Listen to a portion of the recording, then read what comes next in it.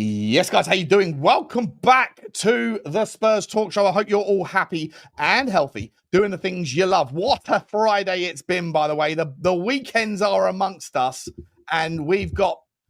Well, that doesn't make any sense. The weekends are amongst us. What does that even mean? I don't know what that means. I'll tell you what it means. I've had several vodkas because it's 7:33, and we've got Drew Zilla, the host tonight for the fan phone-in show. So a couple of bits of admin, guys. First and foremost, before I ask Drewski how he is, Drewski's gonna be the phone-in show, the host with the most. But guys, you got to smash the like. You know what you got to do. You got to hit the subscribe. You know what you got to do. You got to hit the notification bell. You know what you got to do. And you got to keep those comments thick and fast. Drum the thumb, rub the sub, yell at the bell, and we are good to go. If you are a member of the show, then what you can do is do this. Right? You ready for this? Are you ready? Actually, I can't even show you. But you go to the Spurs Talk Show. Go to the Spurs Talk Show channel page, and then click on the community section on YouTube. And if you remember, you will see a StreamYard link. Click on that, and you will be able to get into the queue. We've currently got 1, 2, 3, 4. We've got 5 people waiting to go. Before I get in, I'm going to bring you all in one after. Steve's coming in first. Big up to you, Steve. And then it's Blaine. Then it's Adam. And then it's Axitos. And then we got other people after that. I can see them all joining in. Before we get to that, though, guys, new channel sponsor. If you love a little bit about some football shirts, Tottenham shirts, for example, then you can get yourself a wonderful deal. OK Jersey, OKAYJERSEY.com. Football shirts are £15 each. I've sampled them. I've tasted the flavor. They are as good as gold. They are absolutely rat-a-tat-tat. And if you use the code Sean, SEAN, you get 8% off. Use the QR code right there. They've got all of the shirts from around Europe. They've got the names, the numbers. I've already asked them. I said, are you going to get Simmons with a 7 on the back? He said, they're on it right now. They're getting that one uploaded as well. So, by the way, on this channel, we're going to be giving those shirts away galore. There's going to be giveaways. 10 shirts a month, maybe 2, maybe more than that. 5 shirts a week, something like that are going to be happening on this show, on this channel. Not tonight, but tomorrow. No, in fact, Sunday when I'm back from Tottenham, because tomorrow I'm out. But we are going to be doing it massive giveaways, and it's going to be awesome. So wonderful shirt sponsor, wonderful channel sponsor by okjersey.com. If you do want to go and buy them, click the, you can see the QR code there. Sean, it gives you an 8% off discount. Drew, how are you, my man? I'm doing very well, mate. How are you? I'm good. I've just my camera's just gone buggy. I noticed that. Yeah, just give me 1 second. Let me. I'm doing the out. I think 1 second. Uh-oh. What are we doing here? What are we doing, chat? What's going on? I'm still here. Oh, he's still here. I just got to refresh the old camera. It just needs a little rat-a-tat every now and again, and then we come back. Drew, what are we saying, mate? What a day! What a day! Hey, what a day! I woke up to the news. You know something's going on when you wake up to 757 WhatsApps on your phone, and everything is all going off. It all started kicking off early doors. So yeah, I'm just super excited. Super excited. It's not going to be the last of it, is it? I don't think it is, mate. I really think there's some stuff. Going on in the background. I think there might be some strings being pulled, Sean. Some strings being pulled. 4D chess. I'm not saying a thing or two about a thing or two because I don't know a thing or two about anything. But what I would say is Ademola Loanman. Oh. How about that? Ademola Loanman. Let's just see. Listen, Drew, we'll be chatting throughout the show, but let's bring the first guest on because they're lining up and we've got to get through them. It's going to be a long night, I can tell, and I appreciate you being here. Guys, in the chat, be nice. If you want to ask any questions on the way, we'll try and star them and get through them. But let's bring Steve on. Steve, good to see you again, mate. How are you, buddy? I'm very good because of Tottenham news. Aren't we all happy? Oh, I'm delighted, mate. I'm delighted. Talk to me, mate. So, where was Xavi Simmons in your list of tens or maybe left wingers, depending on how we're going to use him? What was he at the top of the list before we? Simmons for me was tippity top. He was always up there. I remember because I'm old. Was it 10 years ago when that video of him came out as a 12-year-old at the Barca Academy, with everyone calling him the golden child or the golden boy, and he had the cool little golden curly locks, and Yeah, I remember. looked amazing. So ever since then, I followed him, and he's just one of those signs. Just like, if we could ever somehow get hold of him, and his career's been super weird, just with the way he's gone about doing things. But as soon as he got out of PSG, went out on loan to PSV, absolutely demolished that league when he was 19. Then's been in Germany for 2 years, demolished that league at 2021. And now he's coming to us. He's just such a good player. For me, there's been a group of players over the last sort of like 2-3 years, sort of like 10-ish players. Sorry, 10 type players of like the young superstars that are coming through. So you had like Bellingham, who was obviously going to be unattainable. Musiala was already at Bayern. You're not going to get near him. And then you had players that weren't at elite teams yet. So you thought maybe kind of sort of in like Wirtz, but he made himself unattainable. Szoboszlai was there or thereabouts, and Liverpool took him. Cherky and Simmons. There was this little group of proper elite 10s that are around the same age. And the thought of getting any of them is just... And Simmons is so cool. He does everything. He's so flary. It's just unbelievable. I genuinely can't believe we got him. Seriously, Does it put to bed the frustration from the Eze deal, Steve? Oh, totally. Yeah, I'd have taken him above Eze if you offered them to me at the start. It's the Eze thing. I think if you remember at the beginning of the window, when everyone was talking about maybe getting 10s or maybe a left winger or that sort of area, and Eze was obviously on the list as someone you'd want to do. And there was always the conversation of, well, is he a 10? Is he a left winger? He kind of plays in that half space. We're not really sure which one it's going to be. And also at that time, everyone said, well, we know he wants to go to Arsenal. And if we go and work out that deal and try and bid for him, there's always a huge chance that we're going to get taken to the cleaners at the end, like we did. But everyone forgot that in the process of it happening, because everyone just wanted it to happen. So I don't think it was a huge surprise that happened. But yeah, like I said, I'd have taken Simmons over him to start with anyway. He's 5 years younger? And yeah, I know in a different league, but he matched his output and everything and is better in underlying stuff. So it's... Hey, he's levels. He's legitimate like superstar material. We've got him for 7 years as well, Steve, by the way. Well, it's that thing, I know you quite rightly talk about the layer cake or the laws of the jungle or whatever. It's the Pecking order. Pecking order, yeah, whichever, choose one. If he turns into what we hope he does and he's a superstar, he'll be gone to Real or Barca in 3 years. That's okay. Exactly. Yeah. You have a superstar for 3 years. That's the point. And if in that time we also manage to match his ambition and other people come along with him, we might just be good enough that he'll stay because we're actually competing for things. So it's just, if him being that good can make us better, and it's just sort of like a cyclical, it's a spiral upwards. He's better, which means you can get better players in Champions League more, you get more money, you get better players, and it was a rising tide rises all boats thing. It's just everyone come along. So yeah, I genuinely can't wait for him to play. He's so cool. It's a really clever contract as well, right? Because isn't it 5+2? Right? Yeah. So if you get 3 years into the contract and big guns come calling, and they say, well, he's only got 2 years left on his contract, you activate 2 more years, and you go, well, actually, he's got 4 years left. So what are you going to do? Exactly. It's a win-win. It's a win-win. Like, as the way that I look at it, I think it's a fantastic piece of business. Yeah, if it gets close to that sort of thing happening, we can tear anyone's eyes out for price as well. when you've seen the prices that people going for now, I mean, that's the other thing. Getting him for 51, 52 mil in this market is nuts. Yeah, what's that about, though, Absolutely Steve? nuts. How is it?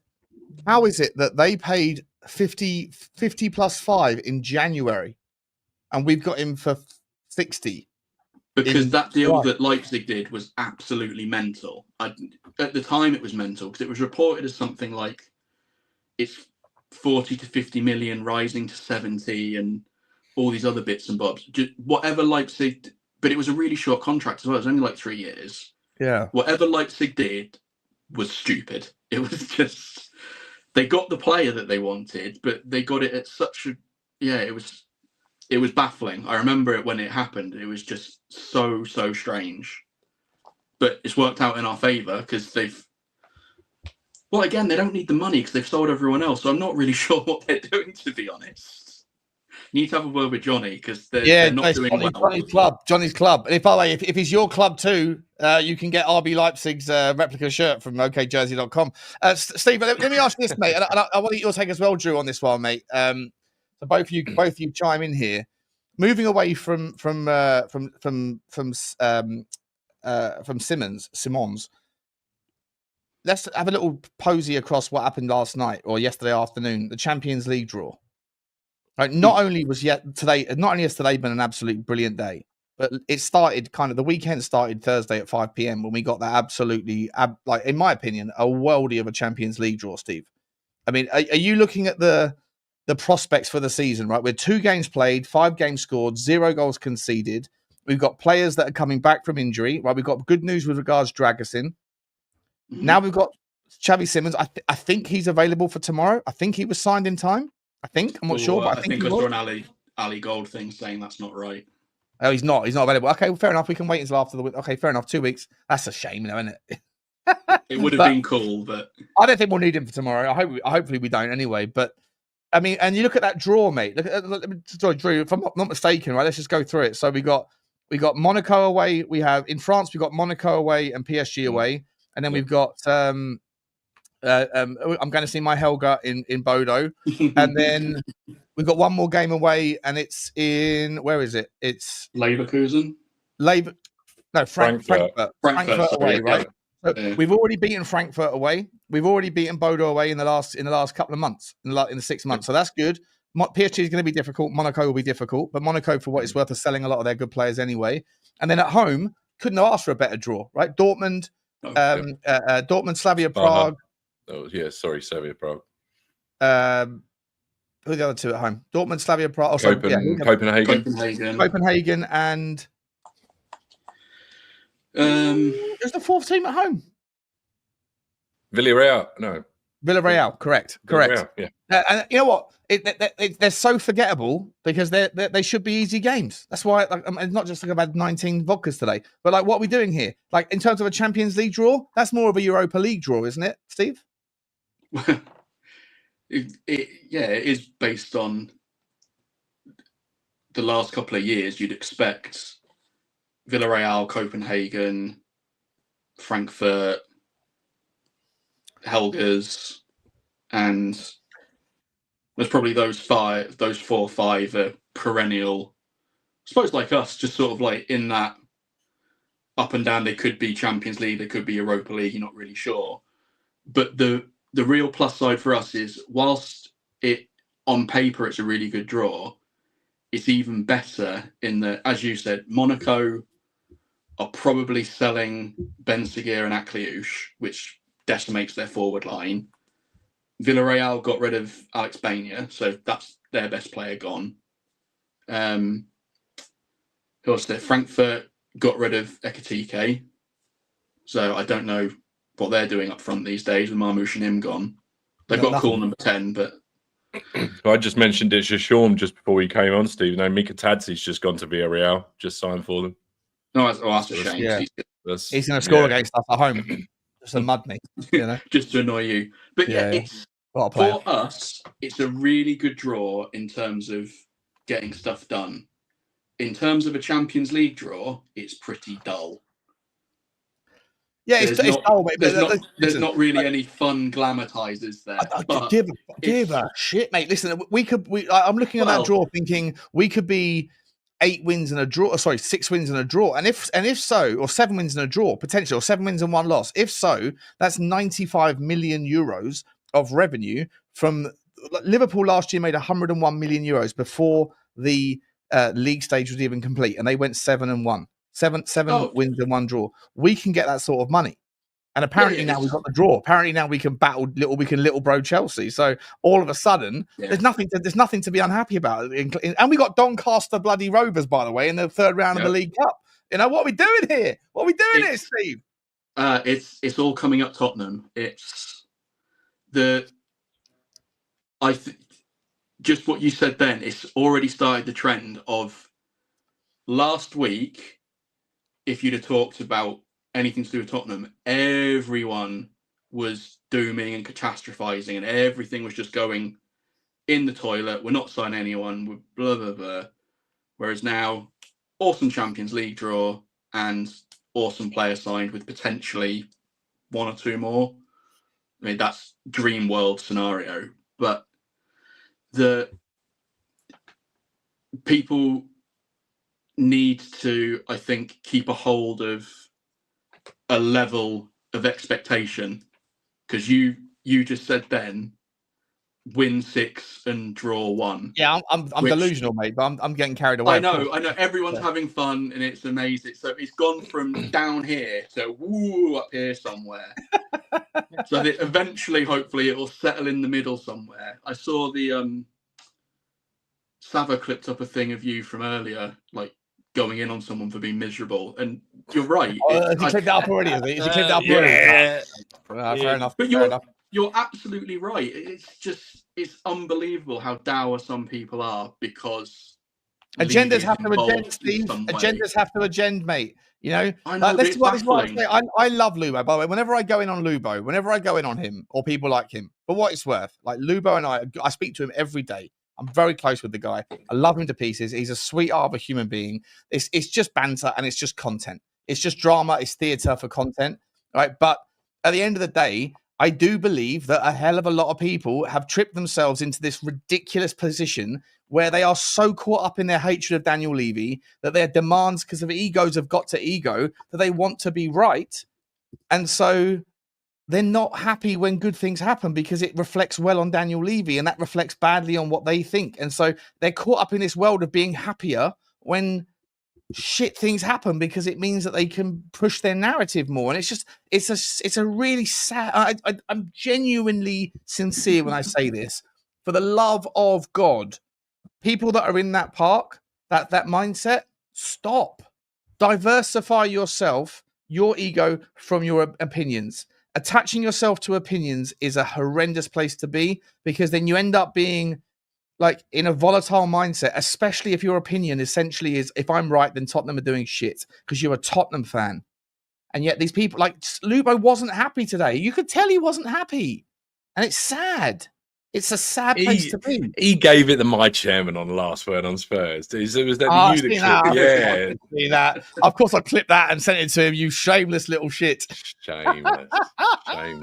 Fantastic.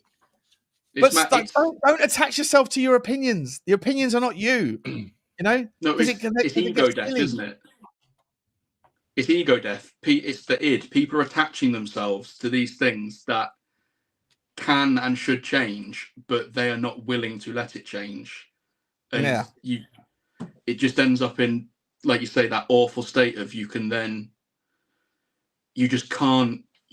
pull away from that one thing of like the you had Billy on the other day. That was a really good interview, really cool stuff. Yeah, great guy. But as you said, he was very affable, spoke very well. But when you asked him the question along the lines of, look, is there a scenario where if Daniel Levy stays, you'll be happy? And he reamed off some Lubo-esque, not based in facts, just more we want ambition and buy good players and that stuff. The stuff that he was saying, I was thinking, this is what Tottenham have been trying to do all summer. Like, we've been trying to spend more money. We've been trying to give bigger wages. We've been trying to get better players. And I think they're just going to be stuck while Levy's there. Like if they think he's involved in any way, shape, or form. Steve, mate, the worst part about it, bro, is that when Levy goes, nothing changes necessarily. By the way, well, I think a big problem with it as well is we work off so little information. Like we don't know what's happening at all. Yeah. But like what do you mean? ITKs are full of shit. Do I have to play the jingle? Play the jingle? You can do. No, wait, go on. I'll carry on. Let you land. No, I would never say that about ITKs. Of course, all their information is double, triple sourced and well founded. But it's that people form such strong opinions off basically no information. It's all hearsay and this and that. And like when a story comes out in the media that backs up their opinion, that's fact. If a story comes out that they don't like, oh no, that's rubbish. And I know everyone does it to a certain extent with different things, but it's so obvious for some of it that it's just enjoy it. Just enjoy. We're not here for a long time. You support Tottenham, love Tottenham, support Tottenham. Have a laugh. Enjoy it. We just signed Xavi Simons. He's literally one of the best young players in the world, and that's not an exaggeration. It's that if you can't be happy about that, I don't know what you're doing. Honestly, mate. Before I let you go, buddy, you've been always awesome as always, mate. What's your opinion for tomorrow? What are you expecting? How do Tottenham structure? How do Tottenham strategize? Starting 11 prediction. Talk to me about tomorrow's game against Bournemouth. In fact, before you say that, just including your answer also, we have mentioned about the protest. And by the way, guys, if you are watching, I always support the protest, right? If you're going to the game tomorrow and you want to vent your frustration at the ownership, all that stuff, 2 p.m. outside the Sports Direct, Change for Tottenham March is walking down towards the stadium. So if you want to go and show your support, I'll be there because content has to content. But come and say hello to me, but also go over there and show your support if that's the way you feel. But Steve, do you expect the protest to be well supported tomorrow? And also talk to me about the game as well. I don't think it will be particularly well supported considering what happened today. But I think, as you said plenty of times, protests are a good thing if you truly believe in what you're doing. The actual message change for Tottenham, like that statement, is good. Like, I want ENIC to... Everyone brings back to Levy. It's not. If ENIC put their hand in their pocket, which apparently they've done, and give him money to actually go and spend, we're golden. That's all that's needed to happen over any period of time. Because, well, we won't go into any of that stuff. But yeah, that they'll do what they do. Have they released a statement saying we've signed Simons because of them? Has that happened yet? No, I haven't seen the shameless the same. Maybe after your talk, they've rolled that back a little bit. Yeah. But the game itself, we'll probably see a pretty similar lineup to last time because they've had a full week in between and then it's internationals afterwards, isn't it? So I don't think you need to worry about rotating too much. That's right. Who's Bournemouth right back these days? They sold Max Aarons, didn't they? Yes, isn't it our old kid, Adam Clark? Still, I think, because they've got that new kid the new guy on the left, the French guy. Yeah, Adrien Traffert is really good, the left back. Traffert, the left back, and I'm sure is our old boy. Like yeah. Yeah, so I think the right back is Julian Araujo. Oh, okay. And Adam Smith. Smith. Yeah, I thought Araujo was more a centre back, but maybe he's played out there. Anyway, I think the question for me would be maybe they change one of the midfielders to go more attacking. So maybe you take out Polinia or Bentancur to put a Berghvall in. You'll see Berghvall start, yeah. Interesting. Well, I'd like to see Berghvall get a start tomorrow. He hasn't done anything to lose his starting berth apart from other people that were given it haven't deserved to be dropped. But this is the sort of rotation that you're looking for, right?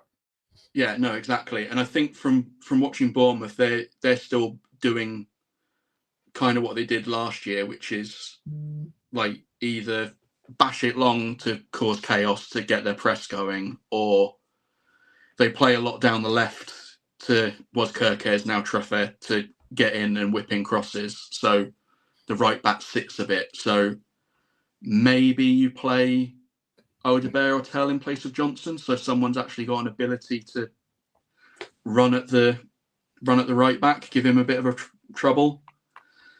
But it could easily just be the same team again, because it's not having to worry about the rotation at the minute. What's going to be interesting is when we actually get into the 2 games a week and he does have to rotate players. But Udogie's back from injured, so that's good. Dragusin is apparently nearly there. Nearly there, yeah.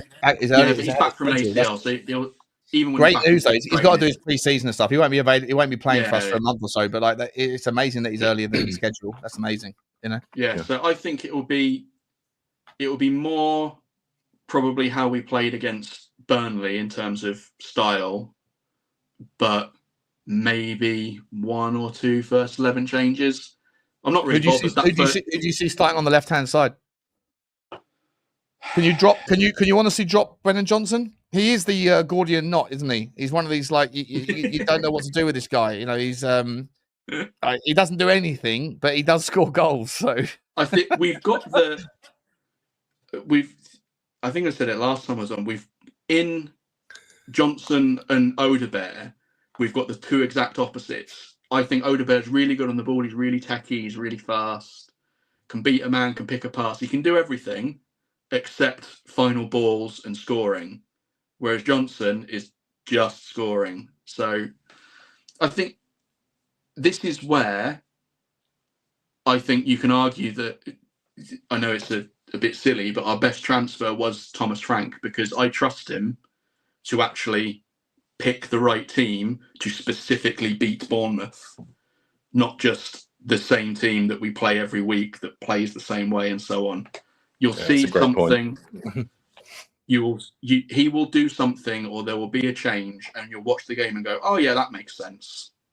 I don't know what that is because I'm not an analyst, but I guarantee there will be something. Though, Steve. That's exciting, mate. Yeah, it's great. Thing, like, having this unpredictability, not knowing what he's going to do. If we study Tottenham all day, every day, and talk about it ad nauseum, and we don't know what he's going to do, what chance have the opposition got? And that's why I always said like unpredictability is the second best ability, and we didn't have it with Andrew. We didn't have it with Andrew. We didn't have it with Conte. This guy, I got no clue what he's going to do tomorrow.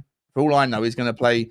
You know, he might end up with a back 4, but he might do some sort of like 4-1-3-2 or something weird, something random, and he might go like man-to-man marking in certain plays and zonal in others, not just from set pieces, but actually in the outplay game. Like, it's wild. Like, I didn't even realize during the City game until I saw someone talking about it after the fact that Tottenham were doing man-to-man off the ball, like in the open play across the pitch. That's wild. A wildly weird technique that I haven't seen for many. That's an old school style of football, by the way. That is an old school random version of tactics. And that's just brilliant. I fucking love it, Steve. I love it. Yeah, watching it happened quite early on in the game, but it was Romero tracking Haaland all the way to the edge of the box, smashing through the back of him, nicking the ball, and then Richie getting fouled. It's just, and you had Van der Ven tracking Shirky all over the place. If you can get it right against certain teams, it's going to be super effective. But and as I just said, this is the point. He won't do that against everyone, because some people, all they're going to do, like Bournemouth, for example, they will just bash it long to Evanilson and Semenyo and hope that they can get into space, outmuscle, or have the ball drop for all the midfielders rushing onto to press. So it's actually really interesting to watch the games and see what he does, because they don't even have to be massive differences. It could be exactly what we did with City, just with one little tweak, because that Bournemouth player is going to struggle with this specific thing. So we're going to do that. Everyone else, you do what you did before, and then we're going to do this thing. And it's just all these little curveballs that you can chuck. It's just great. And obviously, doing that whilst upgrading the squad as well just puts us in such a good position going forward. Love it, mate. What's your score prediction for tomorrow, Steve? Bournemouth are a pain in the ass team, so I'd go with 2-0, 2-1 to us, something like that. It'll be in that sort of ballpark, I think. We'll pick one. 2-0. Who's going to score? Who's going to score for us? We'll go with Richie and Romero's due a set piece goal. Love that. Nice. Love that. As always, mate, absolute pleasure, buddy. I'm sorry we didn't get to do the show last week. It was the Eze chaos kicked me to one side, obviously. But, Who? Yeah, who? Yeah, exactly. Who? What? Great to meet you, Steve. You as well, Drew. Yeah, Steve, well done, mate. Well done, buddy. I'll see you next time. I'll see you next week. Okay? Take care, mate. Bye, buddy. Bye. All right. Let's thank you very much indeed, my man, Stevie Boy. Let's move on to the next guy. This guy, Drew, is he's a fan favorite. He's a channel favorite. He's a fan favorite. He's a super generous guy. He's always around everywhere. Oh. He's the man, the myth, the legend. Ladies and gentlemen, please do make it. Give some credit to this man. It's Blaine, Super Spurs TV. How are you, buddy boy? There we go. Top of the morning to you, laddies. Look at this guy. How's it going? We're good, mate. How are you? I'm bloody great. Thanks for having me on, gents. Always a pleasure. Thank you for coming, mate. And thank you. By the way, before I let Drew ask you some questions, I wanted to say just thank you so much for all your generosity, mate. You're an absolute legend. Sean, somebody's got to look after Helga's personal fun for you. Come on. Listen, if I find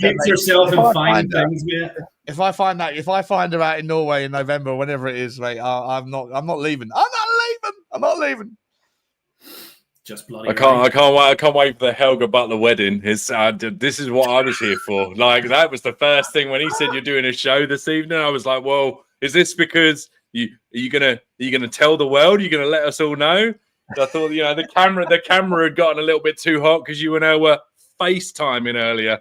Mate, she was too cute for me, mate. I wouldn't have been able to rest easy now. That girl. It's him or Bugsy. That's the problem, then.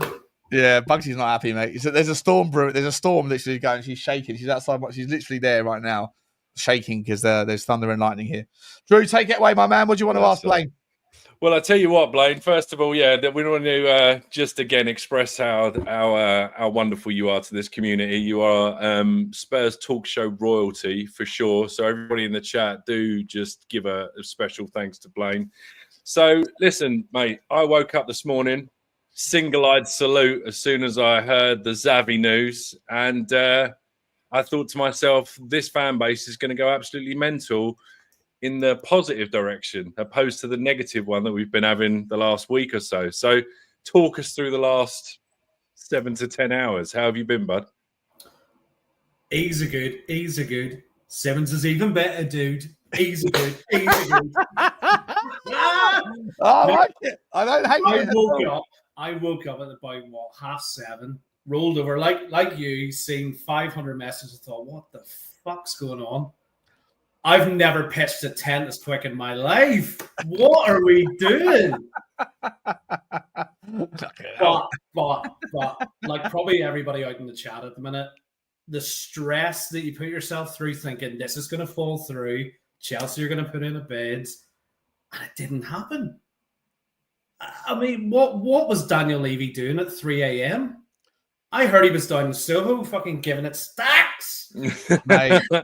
Well, apparently there was an understanding at Spurs that they absolutely had to dot the I's and cross the T's, and they weren't actually going to put in an official bid unless they had absolute understanding that Xavi Simons was going to sign, which obviously, given the situation that we found ourselves in the last, couple of weeks, is kind of to be expected. But then you've got obviously people putting out the rumors. So like you say, you can't help but hold, and you've been stung, you've been stung before, so you just don't quite know. But did you ever really think, I mean, with Chelsea especially, we hear that they were stepping away as well.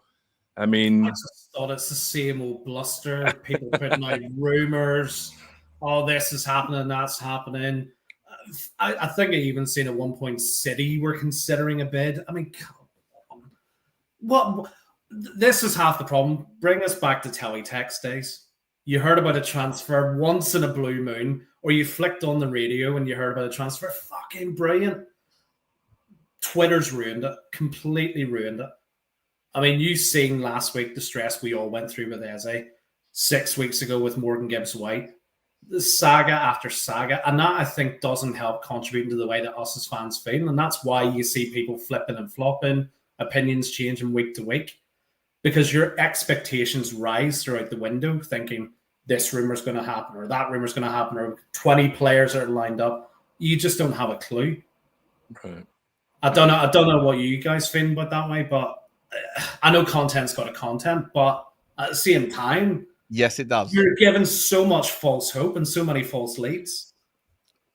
I don't personally hate the game. Like it's just a game, right? Everyone's playing the game. Yeah. You're either a participant in it, you're a beneficiary of it, or you're a victim of it. But it's just a game, and it is what it is. But I do think that the unfortunate kind of the fallout, the collateral damage from it, is that you end up getting yourself incredibly wound up about things that you don't even know if are true or not. Yeah. I don't believe for a second Matt Law when he said. Any notion that Chelsea were little broed, or what did he say? This notion that Chelsea were quote unquote hijacked. It's not true. It's not true. Bollocks. Right. Bollocks. They didn't want him anyway. We're rebuilding bridges. What fucking bridges? The Battle Bridge in 2018. That's about the only bridge we had. Yeah, exactly. No, it's sorry, Sean, go on. No. I was just going to say, Blaine. So, given right now that we kind of, I don't want to say the pulse rate, the heart rates can come down and the pulse can level out a little bit, because I think we're all still going to ride the wave, as long as we can. But where do you, in this team now, like if you had to, let's just say he was available tomorrow, based on how we've played. Where would you see him? Like, who do you take out right away? Where does he go right now in that team? Does he slot? Do you take out? Because Sarr's been fantastic. He's been a revelation under Frank. Do you pop him back and sit him next to Paulinia and just automatically give Xavi the 10? Like, how do you work him in right now? It's interesting, right? So, and I wanted to actually get your opinions on this, because I don't know where Tel got. We're here for your opinions, Blaine. We're here for your opinion. I don't get where Tel got these in the 8 and the 10, right? He is a 7 and a 10. That is what he does, right? So where do I see him slotting in? I think he's going to rotate between left wing and the 10, depending on what system and setup we're going to play.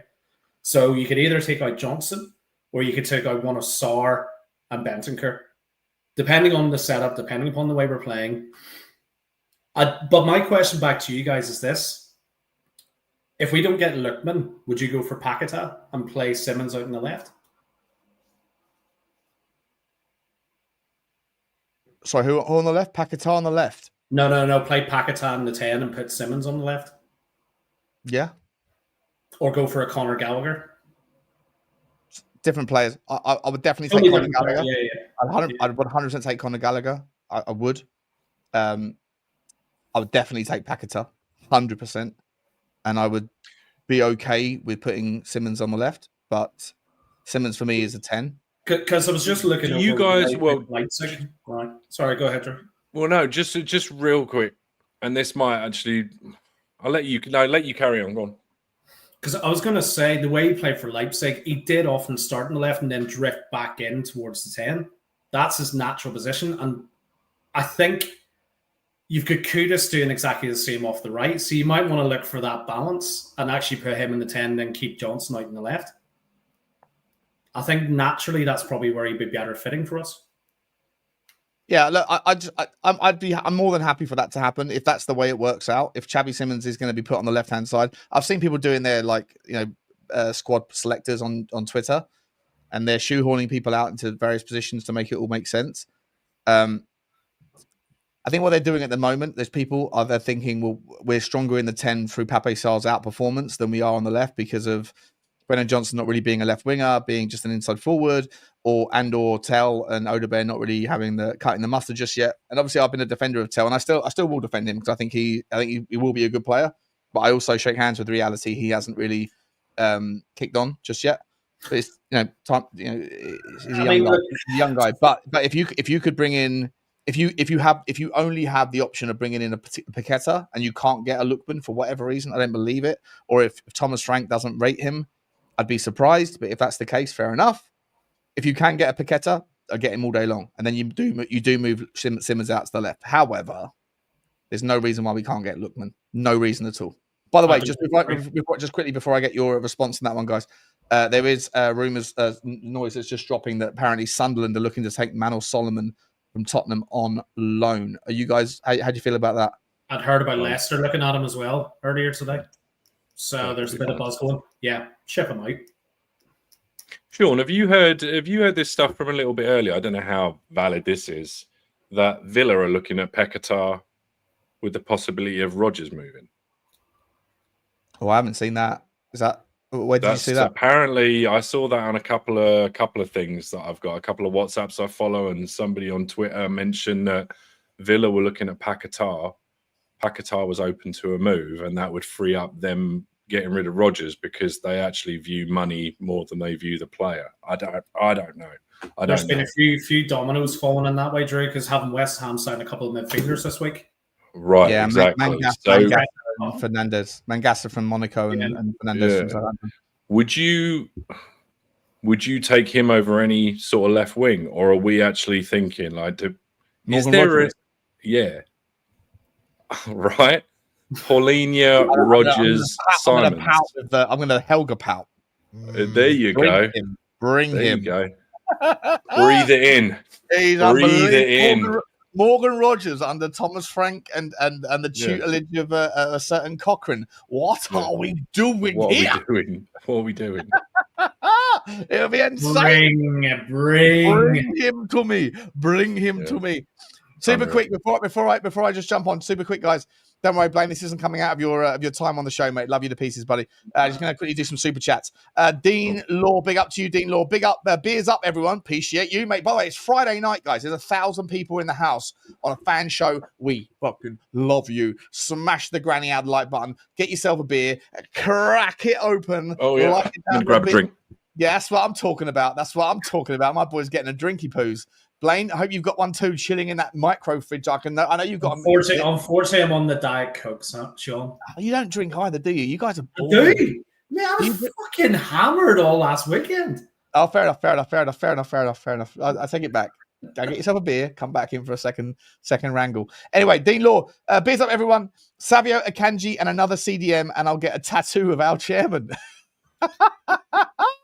Listen, I think you'll be okay. The Savio deal I don't think it's going to happen. Although rumours are that he's not happy, Dean. He's not happy. He's not happy with what's gone on there. Akanji's doable if it wasn't for City. I don't think City want to deal with Tottenham because they're worried. They're threatened by us. They think that little bro's going to become bigger cousin. That's what's going to happen. And they don't like it. But I appreciate you, my man. And I wish I could superstar that super chat so that I can put it into an archive so that if that was to happen, I'll be saying, Dino, Mr. Law, your brother, your cousin Matt Law is an absolute bozo. You're a good guy, but you promised me a tattoo. You promised me a tattoo of Levy on your ass. Let's go. Appreciate you, mate. Marcus Matilla has become a new member. Big up to you, Marcus. If you want to join, mate, all you've got to do is go to the Spurs Talk Show. Go to the Spurs Talk Show YouTube page. And then on where the tabs are, just look at membership, click on that, scroll down, and you'll see the StreamYard link, and you can join the people in the background, mate. And I'd love to meet you. Love to meet you, buddy. Thank you very much for your support. Daniel Field is saying, Holga. Not Helga, Holga. If she's getting gangbanged, mate, there's a Holga's going on for sure. Appreciate you, Daniel. Good to see you. I only said that because that was a previous joke. I'm getting cancelled again. I've done it again. What am I doing? Spurs GCTV, big up to you, JM. He says, my chairman, my manager, my captain, my Monster Six, my content creator, your Helga. Big up, lads. What a super chat. Spurs GCTV. Big up to you, Graham. I hope you're okay, mate. Look forward to meeting you at the stadium, hopefully tomorrow, or if not, after the international break. Thank you so much. Daniel Field has also brought in a super sticker. Let's talk about that. There we go. On the train. The train has commenced. We very much appreciate you, Daniel. Thank you so much. And Queen Liz Games and Kent Spurs. Big up to both of you. You have both become channel members. Very much appreciate it. If you're doing that because you want to come on and talk, then it's the same thing. Just go to the Spurs Talk Show page, go to the community section or the membership page and scroll down and you'll see the StreamYard link. Very much appreciate you all. Sorry, Blaine, and sorry, Drew. I've taken over the kind of show there a little bit. You carry on. Absolutely. What are we doing here? What are we doing here? Blaine, who's... Like, I know we want to sort of, wax lyrical about Simon Simmons. I know we're all eager to watch him play, but who does come through? What's next? What's the next chess piece? We were mentioning potentially a couple of names that have sort of come through this afternoon. Ake, Akanji, Savinho, like Sean just alluded to. City maybe a little bit scared, don't want to do much business with us. Ademola Lookman. I mean, do you realistically you think there's something more to happen? From what I've been seeing, Drew, apparently Akanji's quite close. Not again, believe what you want to believe from Twitter sphere, but 15 million, that's a bloody bargain. Yeah, I'll bite your hand. I pay 25. Yeah, I mean, like the only thing I would say is I prefer Ake because he's left-footed. Right, so his cover at the left side, far easier fit. But if you look at Akanji's way of playing, the amount of times at the back he bailed out City, I think it was 2 seasons ago when he had an absolute blinding season. I mean, at 15 million, why are we not going there and just going, boom, give me him? And to be fair, let's super quick. You've seen this. This guy's popped up into the zeitgeist in the last couple of days, and he's actually AI Davies. Yeah. Oh yeah. Well, he's not. What does he say here?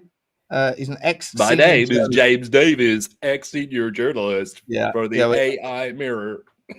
Do we not believe a word he says? No, I don't know. I mean, you know what? I got to do it. I got to do it. I'm sorry. I got to do it. Yeah, come on, yeah. Sources, everyone has a source. They're never right, but we'll share them, of course. I know a guy who knows all the discourse. Content's got a content, and trust me, bro, it's my source. I fucking love that jingle, by the way. It's my favourite jingle of them all. But anyway, exclusive. One of Tottenham's hierarchy held a phone call with Morgan Rogers' agent over a possible move. From Rogers' side, he's open to a switch, but respects Villa and won't force an exit. Villa are open to offers, but only for a very high fee. I mean, it is AI. It's AI-driven content, isn't it? Let's be entirely honest here. What are we doing here? Blaine, what are we doing here, mate? I mean, look, you have to believe a bit, though, because look at what we've done with Xavi. We never thought 2 months ago that we could have got him, did we? No chance. Like, world of football, anything's possible, Sean, but I think to get Rodgers, you're looking 80+ million at this stage. I'd pay it. Oh, of course you would. It's not your money. No, but I'm always still conscious about other people's money. Other people, yeah, right. Still going, have you watched his content? At some point, this other person's money, we're spending too much of this other person's money. Like, it's not my money, but I'm still conscious of that argument. I think Morgan Rogers is worth every penny of 85, 90 million. I'd go 100 million. Fuck it. Let's do it. Let's break the record. Get that monkey off my back. Let's get... It also solves a big problem. I think it might have been John who posted it in the chat earlier, right? Look at our homegrown club trained list at the minute. We're really, really struggling. I think we can only get 22 registered for Champions League. If you bring him in, he counts as homegrown, solves another problem. But look, let's be realistic. Bring a Kanji or Ake, either or I'm happy with, and bring me Lookman, and I'm a happy bunny. That's a 9 out of 10 window. Does Ake count as homegrown because he's been in England that long? I know they're 30, but I'm pretty sure one of the two of them have been in the UK for a long time. Yeah, because he started out with Chelsea and then Bournemouth, right? Is that right? Because Chelsea wanted him back, I believe. So I think you might be right. That's a double whammy right there, Sean. Nathan Ake. Is that what it is? Nathan Ake? It's the Nathan guy. Ake, yeah. Okay. And he's Dutch as well, right? So we've got, not only do we have Van der Ven, Chelsea. Simmons, and Ake. I got to tell you, boys, I'm not being funny. That sounds like a Dutch oven to me. This is going to be great. Let's do this, huh? This is absolutely fantastic. Yeah, it's a little bit of this, a little bit of that. So it was at Chelsea. Let me get up on the screen again. Pause. It was up. It was at. Oh, what's that fucking thing on my screen there? Get out of it. It's your little video. He was at Chelsea. Then he went to Reading, and then he left the UK. He's never left the UK. Never. No. Homegrown all day long. Let's go, everybody. Let's go. Homegrown bomber. What are we doing here? Love to see it. Yeah. Wayne, what are we saying? Triple dip. Absolutely. That is the Dutch oven right there, boys and girls. I'm not going to stop doing this. I can't stop doing this. My name is Drew. I'm from Amsterdam. I'm from the home of Xavi Simmons, the GOAT. And I tell you what, it was the most beautiful day when his mother, when the legs open and his head crowned out of her and the doctor held him up and there was a corona around this baby. And I'm telling you, he is going to be an absolute game changer. And Eugene, I'm telling you, he doesn't need to be Premiership ready. He's already ready. It's sensational. It's so good. It's so good. You are the There king you of go. accent. I doth tip my hat, sir. Well done. That was such a good Dutch accent. Fair play. There we go. I've been doing that. I've been walking around the house doing that all bloody day, mate. I am so pumped. I've just been trying to stay reserved because obviously it's a talk show for other people. But I tell you, I'm there. I've been peaking since 7 a.m. Let's go. Let's go. Drew, I will happily give up the next half hour just to have you talk like that the rest We're of the just time. talking in a Dutch accent now all day long. We come from Holland. We are the Holland, you know. That's fantastic, Drew. Love it.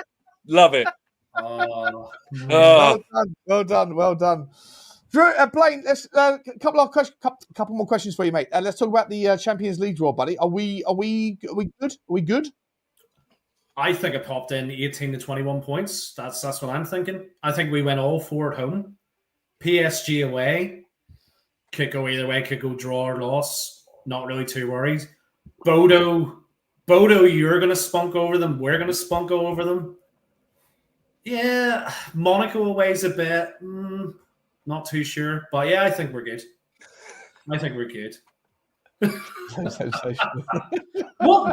What last season got teams through automatically? What was the points to get through? Was it 16? 12 points basically gets you into the last 20, the 8 to 24th place. Yeah, So thing, what right? automatically qualified? To 15. I think it was 8. I think 18 points got you into the top 8. I think 17 points gets you into the top 8, something like that. So we got to do. We have to.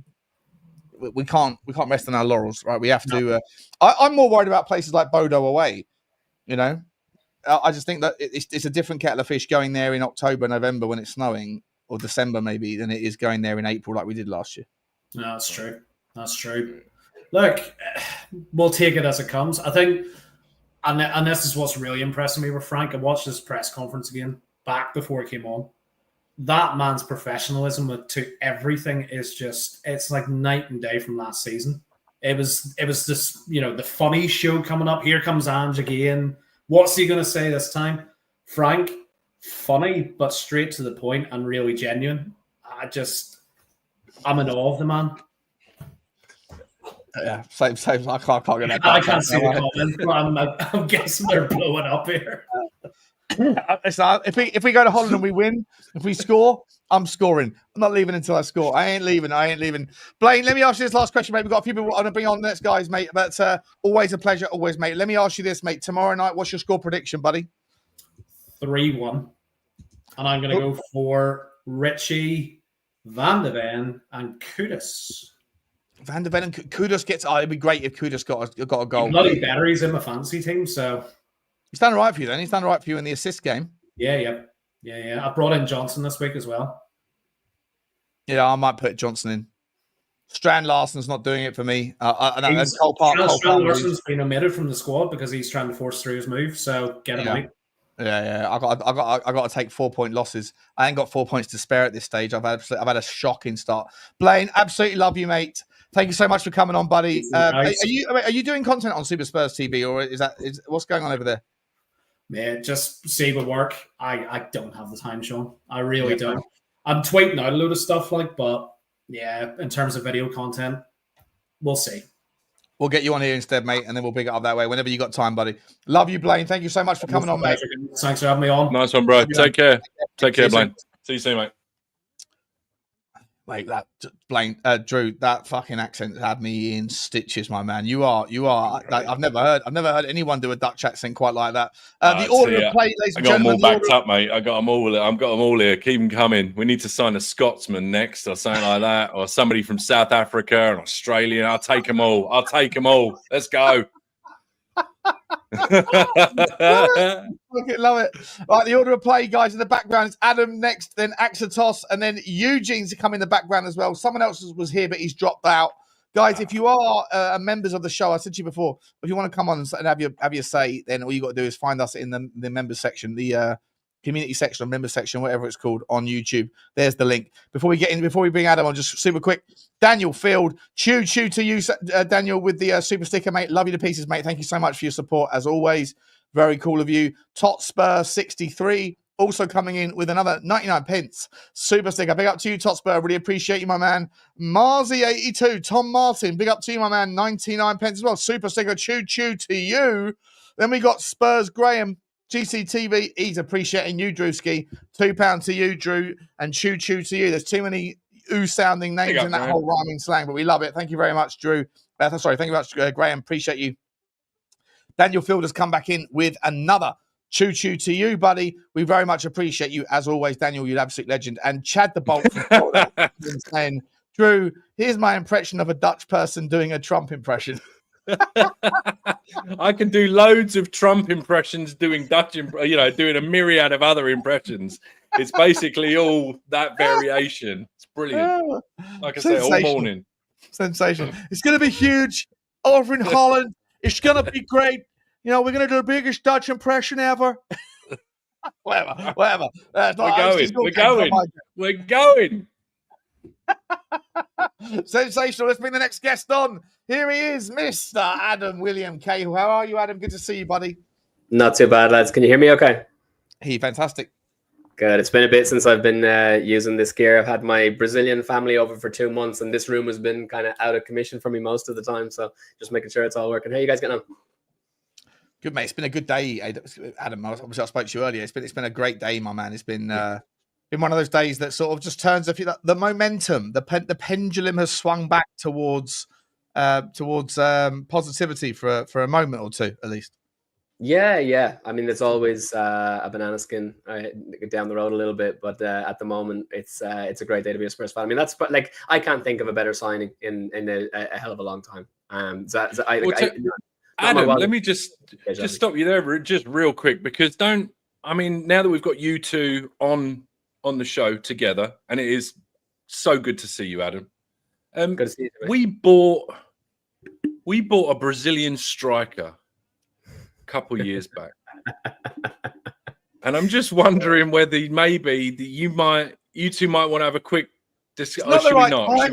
No, it's not the right time. It's not the right time. Yeah. What's your Richie gets injured again. Talking about my 9, Drew, are you? My 9. Fair play to you on that one. Fair play to you. You always stood by your guy, and he's not let you down this season. He's a man of conviction, Adam. Before the new season kicked in, I was taking an absolute hammering in the WhatsApp group for defending Richie, and I was like, no. You've no idea. And he's absolutely proven me right, and I love the man. I honestly, all down through the years, I've always said Sonny's my favorite player, but the fact that Richie is actually getting me so far out of the mud and over everybody's fucking heads right now, like, dude, he's very, very quickly become my favorite player ever. But I wouldn't mind a few more Brazilians at the club now. In fairness, if we end up getting, if somehow this Savinho deal gets resurrected or Paquetá comes in, like, I'd love to have a whole Brazilian contingent again. Do you think there's a resurrection? Sorry, John, go on. Go on, Drew. Well, I was just going to say, do you think the resurrection is possible? I posed something. I was acting crazy earlier on and posed something in a WhatsApp chat that we were playing some sort of 4 or 5D chess and we were going to go for Rodrigo, which would then spur Man City to go for Rodrigo because they'd be like, screw this lot, who do they think they are? And that would then enable us to go, well, if you are going to go for him and you are scared, let's have it. Like, do you know what I mean? I thought there was just going to be some moving pieces. So you think there's anything? Do you have any connections? You got a Tim Vickery in your pocket somewhere? No, I just think that it's even more than that. I think the fact that we're still in dialogue with Man City for the fact that we're going after Akanji, which means there's still conversations going on, and you've got the fact that Savinho is making a stink over the fact that he feels like he's being he knows he's being blocked. He wants to come to Spurs, and there's no way that he couldn't want to come to Spurs even more than he does today, considering that he knows that the quality of the team he's walking into now, as Xavi Simons is coming in to be our star boy. So, like, we've never looked tastier, and Savinho wants to come to us anyway. And the thing is, like, I very quickly got over the heartbreak of missing out on Eze once I realized that he was always in for Arsenal. His heart was with Arsenal. It's like, okay, if you don't want to play for our badge, and especially if you want to play for the enemy, then get lost. I don't want you. Xavi Simons, obviously, at a certain point, was very, very eager to go and play for Chelsea. I'm glad he wants to play for us now, and he's made that decision. But you've got to love the desire of Savinho to want to put on our badge. Like, he just really, really wants it. You know what I mean? And fair enough. People will say that it's just because it's a World Cup year and he wants to get minutes or whatever, but he wants Tottenham. And I think that draws even more delicious for the fact that we've got Xavi Simons. And the fact that we're in dialogue because of the Akanji situation, I think that means that the door is open. You know what I mean? I think the door is still open. I think it could be resurrected easily. By the way, Drew, I hope you're paying attention to the accent, because you're going to have to do an Irish accent now before I get out of here.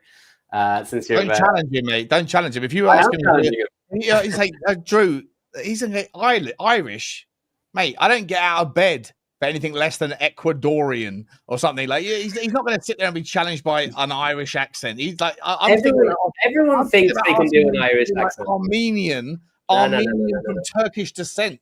Like, this is what I'm thinking. I'm giving him a challenge here. You're saying just Irish? What are we doing? Everyone thinks they can do an Irish accent, and then they go to do it, and they sound I'm just wondering whether you'd like. I'm just wondering whether you'd like the soft Southern one, or you'd like me to go hard like Northern Ireland. That's about as good as it gets, I'm afraid. you went. I'll give him a go. You went from Ireland by way of the United States to a pirate. So I don't know. Yes, I'm there. Arr, my foot. That was hard. That was fair. It's a fair combat. Very fair. I'm getting pelters in the chat, so this is all good. We keep it going. Accents got to accent. Accents got our accent. 100%. Adam, let me ask you this, mate. Listen, I've been thinking about asking this to who to bring it up. I'm going to bring it up to you for the first time. We're starting to get excited again about bringing players in, right? And it looks good. Hopefully Simons is not the last, but hopefully the next one's a left winger. I've still got to ask you this question. Polinia to me is the best and most important signing of the summer, in my opinion. I've wanted it for 4 years, 5 years, and we finally got a replacement for Wanyama. However, an injury to a 30-year-old is going to happen at some point. He can't play every week. He can't play twice. If we're playing in the Champions League on a Wednesday and then we've got Arsenal or whatever on the weekend, for example, he can't probably do 2 big games back to back.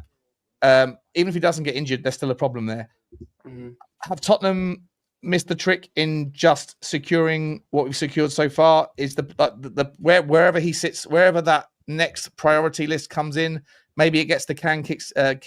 Maybe the can gets kicked down the road until January. But either way, we are one injury away from our midfield going back to square one, aren't we? It's a big problem for me. Yeah, but I think that if it's not, let's say whatever amount of budget that we've got left, I wouldn't spring for another number 6 when we've literally just bought a number 6. I think that the left side of the attack is a much higher priority. I would even say that, like, I'm not entirely happy. I know everyone's loving the Palhinha-Bentancur alliance that's going on now in the double pivot, but like, I would want to improve on Bentancur before I'd want to go out and spend on another number 6. I think that if we are going to go for a loan, the number 6 would be the place to go for, where that's concerned. I think it's far more important for us to get a left winger, and I think it's far more important for us to get since we have sent Vuskovic out on loan, it's going to be important for us to get in a centre back and also somebody who can cover on the in the full back positions, because I've been saying this. I really want Vanderson to come in and play on the right, but then we're only going to get one defender probably, which means it needs to be someone like an Akanji who can play in all 3 of those positions. Can play left sided centre back, can play left back, can play right back. And so, like, those they're way more important than the 6 for me, because worst case scenario, Palhinha goes down. I get no one's going to love it, but we did buy Archie Gray to play in the 6. We still at the moment have Bissouma in the side, so maybe it's him. But I think there's in those areas, we have enough players that can do a shift. We've got Berghvall, we've got Archie Gray, we've got Sarr. So Sarr is going to be a really strange one to try and figure out once we bring Xavi Simons in. So it's not going to be an issue tomorrow. But then, like, which player gets muscle out of the team right now when Xavi Simons comes into play in the 10? You've got to keep Sarr in the team. I'd build the bloody team around Sarr. He's absolutely phenomenal. He's been responsible for the pass before the assist for so many of our goals so far. The guy before the guy. Saw before the Saw. Absolutely, he is the engine. He's the engine in the engine room, and I think that there's enough players there now. Build the team around Pape Sarr based on 3 games. I don't hate it, by the way. No. Based on the games that we've played, so that's 2 games in at the beginning of the Premier League, but also, like, did you see him in pre-season? Yeah, PSG was great, but you can't say too much from the rest of them, can you? Just be honest. And the goals that he scored in the other matches, like, he scored 2 goals against whoever it was. I don't know, it was Reading or whatever. But the guy just, like, he's just absolutely, the guy's on fire. And I wouldn't want to, like, if he's been playing in the 10 for us so far. If Xavi Simons comes into play in the 10, you're going to bench Pape Matar Sarr in the form that he's in. I would rather put Sarr in the double pivot with Palhinha and put Bentancur on the bench, and then Bentancur is an option to come on as a rotation. I just don't see that double pivot as a cause for alarm at the moment.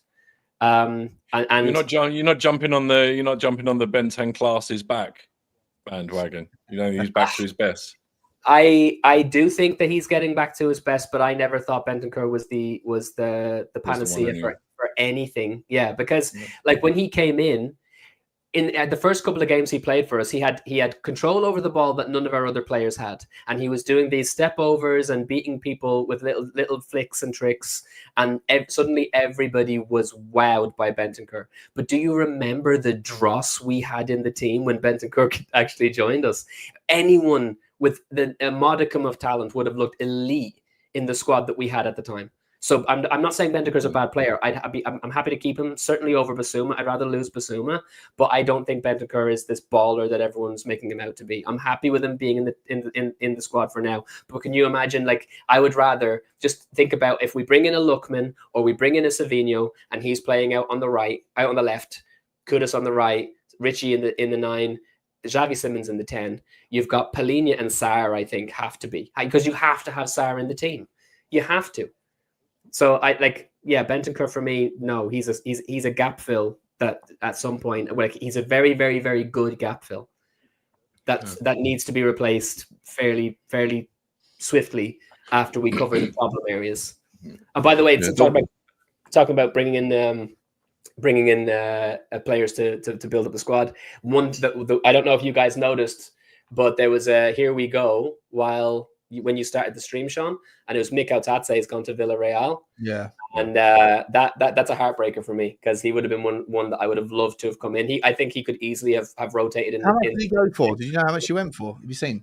I didn't see. I think might have been 30 if my memory serves me, but I could be completely wrong. Unbelievable. That's unbelievable that a big team didn't come in for this guy. I know. I would have loved to have seen if he had waited one more year and then we went in for him, and I would have loved to have had him in the squad. But not only that, but now he's playing for a team that we're playing against in the Champions League. Villarreal. Yeah, he'll terrorize Pedro Porro, by the way. Yeah. Terrorize him in that game. Just super quick. Wolves are about to sign Tolo Arakaderi, a Nigerian centre forward who is a baller. He plays for Genk.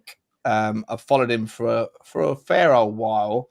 24 years old. He's one of these like Gift Orban types of players that you never know if they're going to translate. But Wolves have taken a punt on him. He's a strapping lad, big physical unit, and he's going to. I'm really interested to see what he does in the Premier League. So Wolves have made a move. Interesting. But yeah, Adam, Mikotadze, mate, we should have probably got him. I think he would have been fantastic, like as a rotation player. 30 million euros, whatever. It's kind of like, and he's gone to Real in a few positions. He could play in a few different positions as well. I think he could play anywhere across the front and in the 10. I genuinely believe he's that talented and he's had the opportunities there. So like the guy, he is phenomenal. And considering how little money he's probably gone for. Again, I haven't seen. Did you get? Oh, yeah, it is 30 million. I was right, 30 million euro. Yeah, 30 million euros. Yeah. So yeah, sorry, just super quick. Can you please, Drew, in the interest of being entirely non-woke, in the interest of being. You've already done a Dutch accent. For those Dutch people that think you're just attacking them, can you please now do a Nigerian accent and say Tolo Arakadare in a Nigerian accent is going to Wolves? What's he going to do at Wolves in your best Nigerian accent? Tolo Arakadare? Arakadare, yeah. Tolo Akal. Fucking put it up on the screen. Arakadare. I am very much looking forward. I am so much looking forward to playing for Wolverhampton Wanderers. It will be best for my family to be able to do this. Thank you.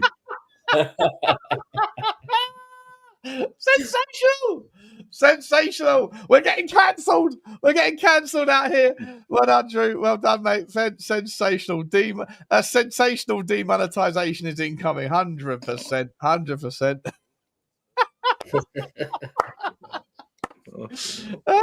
You're gonna have to make. We've done Nigerian, we've done Dutch. Next up is gonna have to be something a little bit tougher because you've got them all covered, my man. You've got them all covered. I don't care. I'll take them all on. Oh, thank you, man. Give us a bit Scottish accent there, Drew. Yeah. Give us a wee Scottish accent, Drew. I don't even care. You do what you want to do, and I'll do me, pal. Now give me the Iron Brew. Iron Brew, the brew, man. Let's fucking go. Man. It's this one here. You can't get me. 1 minute I'm here, and then I'm here, and you can't fucking see me, man. I'll see you, pal. Iron Drew. They call you Iron Drew. That's amazing. Iron Drew. What are we doing here? Oh my god! It's 3:00 on the Spurs Talk Show.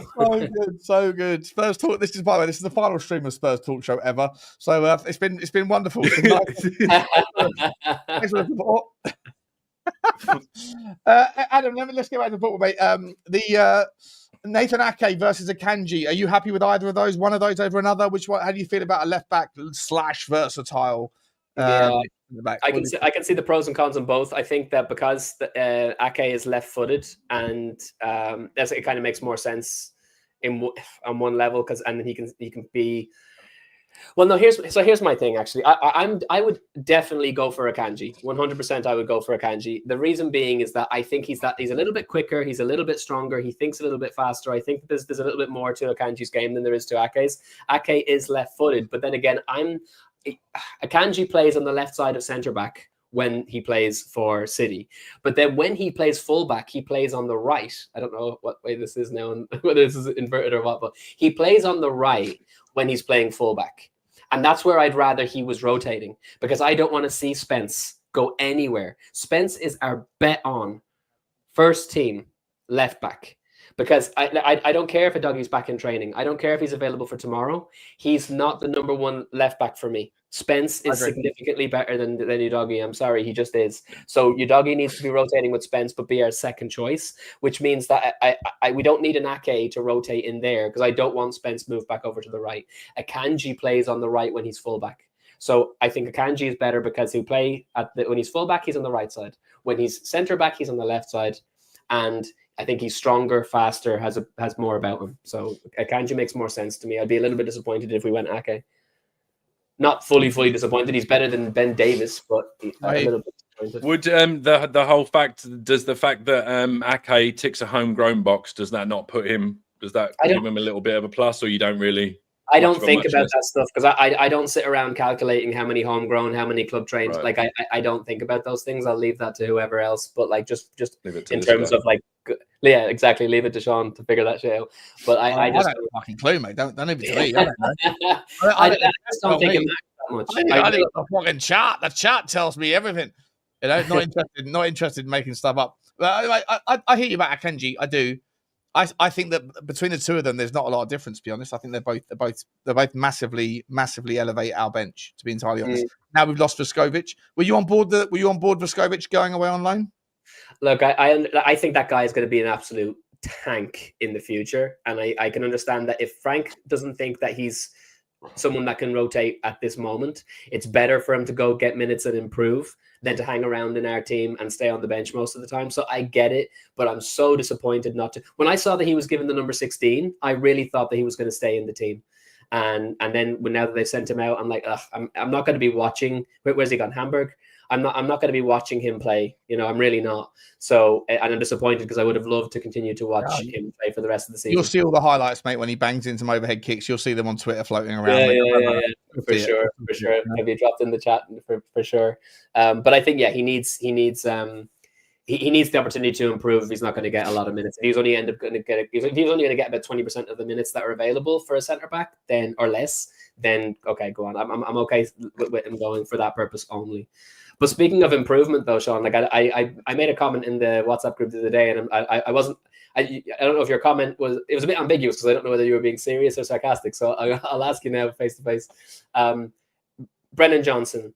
I made the case that I think that it's possible that we'll see a much better Brennan Johnson this season, only because I'm putting 2 and 2 together. And we saw Brennan actually make a somewhat snide comment or a bitter comment or something along those lines when he said that it's nice to finally have a manager that cares about the defense. And I think, and we did see, I've seen on a few occasions when Ange was manager, he would just be telling Johnson, just stay forward. He's constantly shouting at him to be forward. And I think Johnson may have actually wanted to track back, but it was against his remit. So I think maybe, will we see someone who's able to, I've seen when Johnson this season so far under Frank, when he's gone into a challenge with people, he'll knock people around. And we didn't see that last season. He looked a little bit standoffish. Whereas we're seeing him knock players around now. And I just wonder, is there a possibility that we'll see a little bit more tools in the toolkit for Johnson, and he won't just be a one-trick pony? Will he actually, because he does have the legs, he does have the yards on an awful lot of players in the league. I'm not sure he has the lungs, mate. You don't think he has the lungs? Did you not notice, guy? Did you not notice? I thought one thing I was specifically watching for the Man City game. Because as I'm watching it, and we were doing, I was watching it and listening to, I think I was listening to you, or maybe it's the Irish Hotspur. Either way, and they were just already like pelters. The kid hadn't even done anything. Like he hadn't done anything wrong, and there were people, Johnson this, Johnson that, and he was basically doing what I'm pretty sure Frank was telling him to do, because his defensive shape, you could tell it was a bank of 3, because it was the 4-2-3-1. And he was exactly where he needed to be, pressing when he needed to press. And I think people have just almost got this sort of clouded vision that because it's Johnson, he's just, unless he's scoring a goal, he's not doing anything. And I do get, and I do understand. On the ball stuff more than off the ball. Off the ball, he presses, but he doesn't press with intent. He presses with I'm doing this because I have to, but he's not really closing people down with an intent to kind of get the ball back. Unlike Richie. And that's my opinion. But my frustration is when he gets the ball, we know what he's going to do. He runs into the channel, then he turns back because he hasn't got the confidence to take a guy on. And whenever he does try and take a guy on, he gets intercepted, he gets tackled. So, and I think maybe that's just in his own mind. He's like, I can't do what Kubo can do. I can't do what Sonny used to do. I can't do what a Mikkel Tadzi can do. I'm not that sort of guy. I don't have quick feet like that, which is fair enough. Know your limits, whatever. But also try a bit more. Learn, look, because he's fast enough to be able to do it. But it's other things. It's when he puts his hand up, when the ball gets one back in transition on the right-hand side, Pape Sarr, Pedro Porro, Kudus, they win the ball and they look up and he makes a run and he's in the space because no one's marking him and he makes a run off the shoulder and it hasn't gone to him. It's just that whoever's got the ball's decided to play it short or whatever else. And then he stands offside. He's not in any hurry to get back onside. And then the ball then might get put through to him by someone that hasn't seen that he's already offside. And then he's like, I can't chase that because I'm already offside. And it's just, he ends up, it's laziness. It's just like an inbuilt, for me, it's just an inbuilt laziness to not work hard enough. And that's why I said, Adam, I just think it's about his lungs. I don't think he has the lungs to do it. I think he vapes. We know Garnacho vapes. There's lots of photos of him getting his tattoos done with one of these in his hand. Mm-hmm. No, I shouldn't do this either. It's terrible. Certainly shouldn't do it on screen. But it's worse than smoking. Yeah, what's that? It's worse than smoking. Yeah, I'm sure it is. But like, I can tell you firsthand that's like these things, they do affect you. Like when I put them down for a few days, I can take the dog for a lot longer for a walk than I can when I've been smoking them all night or vaping on it all night. So if they do that stuff behind the scenes, I do think it affects you at the elite level. I think it massively affects their, one or two puffs probably has some sort of indelible mark on their ability to, whatever, ingest more oxygen. I don't know the whatever, but I'm just saying that I think the guy, I think his lungs are not as good as they should be. All the more reason for him not to start in the team then, because like if you can bring the Brennan Johnson who can get a back post goal, get him off the bench, then fine. But if there's any truth to what you're saying, and I don't. I'm not saying there is truth, by the way. It's allegedly. I don't know. I've never seen any evidence of him vaping, but he looks like he's gassed all the time. He makes one run and he's got his hands on his knees. He doesn't get back onside fast enough for sure. Like he's been caught offside a couple of times. I think that's a fair point. I just wonder, can Frank get more out of him than what Andrew was able to, because Andrew was asking him just to do the one thing, Yeah, but listen, he is the Gordian knot because I don't know how you drop him. He always scores. He scores every fucking game. He does nothing. I think he scores tomorrow. He will score. He will score tomorrow, and I guarantee the biggest beneficiary, apart from Tottenham Hotspur, the biggest beneficiary in the squad from Xavi Simons being signed is going to be Brennan Johnson. Yeah, guarantee it. Guarantee Brennan Johnson will be fed 20 more opportunities because he knows how to pick the pass and find the guy with the space. But then, do we need a left winger?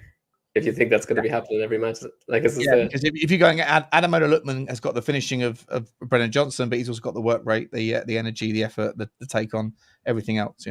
I'm just saying, like, if Brennan Johnson's on the pitch, he'll be a beneficiary of Xavi Simons for sure. Yeah. Adam, mate, listen, we've got a couple more people. We've got 3 more people to bring to, mate. So I'm going to say thank you so much for coming on, my man.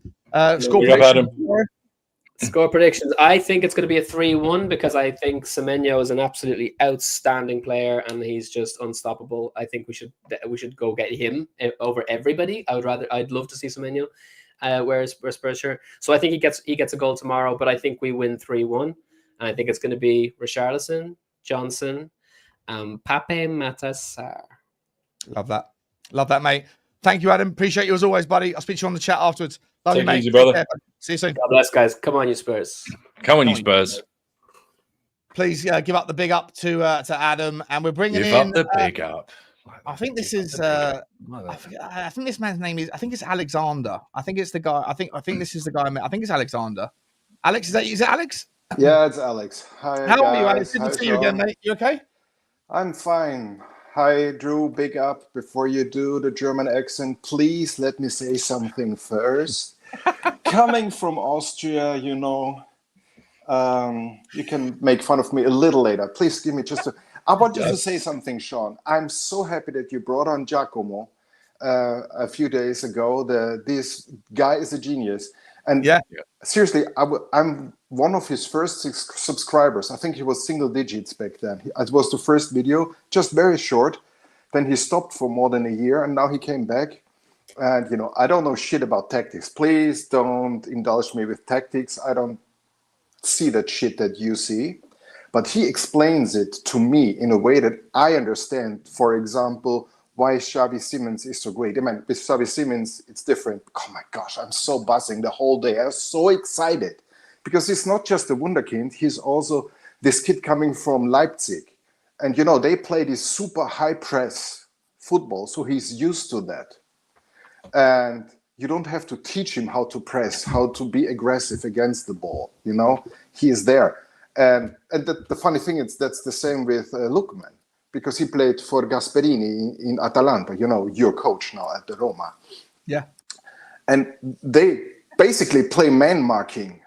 So all they do is you're assigned to one player and you don't leave this player alone. So the left forward goes to the right defender. If the right defender goes in the front, you walk with him. You run with him. You don't let him cross and so on. So he's made for the Frank system. That's why I'm really excited. So Drew, now he's shut off and practicing the German accent. Are you practicing the German accent? Where are your papers? Well, I have to tell you, now you have to, you've got now he's quite a challenge here, cancelled. because I am from Austria, Yeah. And if you go back to Frankfurt, the people in Frankfurt, they speak a different kind of English.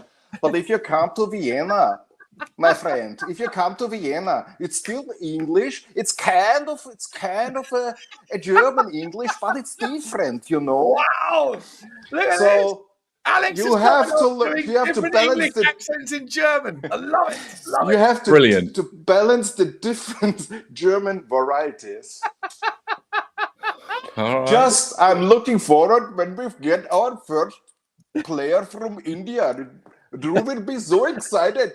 He will be bringing us totally to a different level. What is going So I like the way you Indian do it. accent in English. This is insane. This channel's got absolute madness. It's a stand-up comedy show.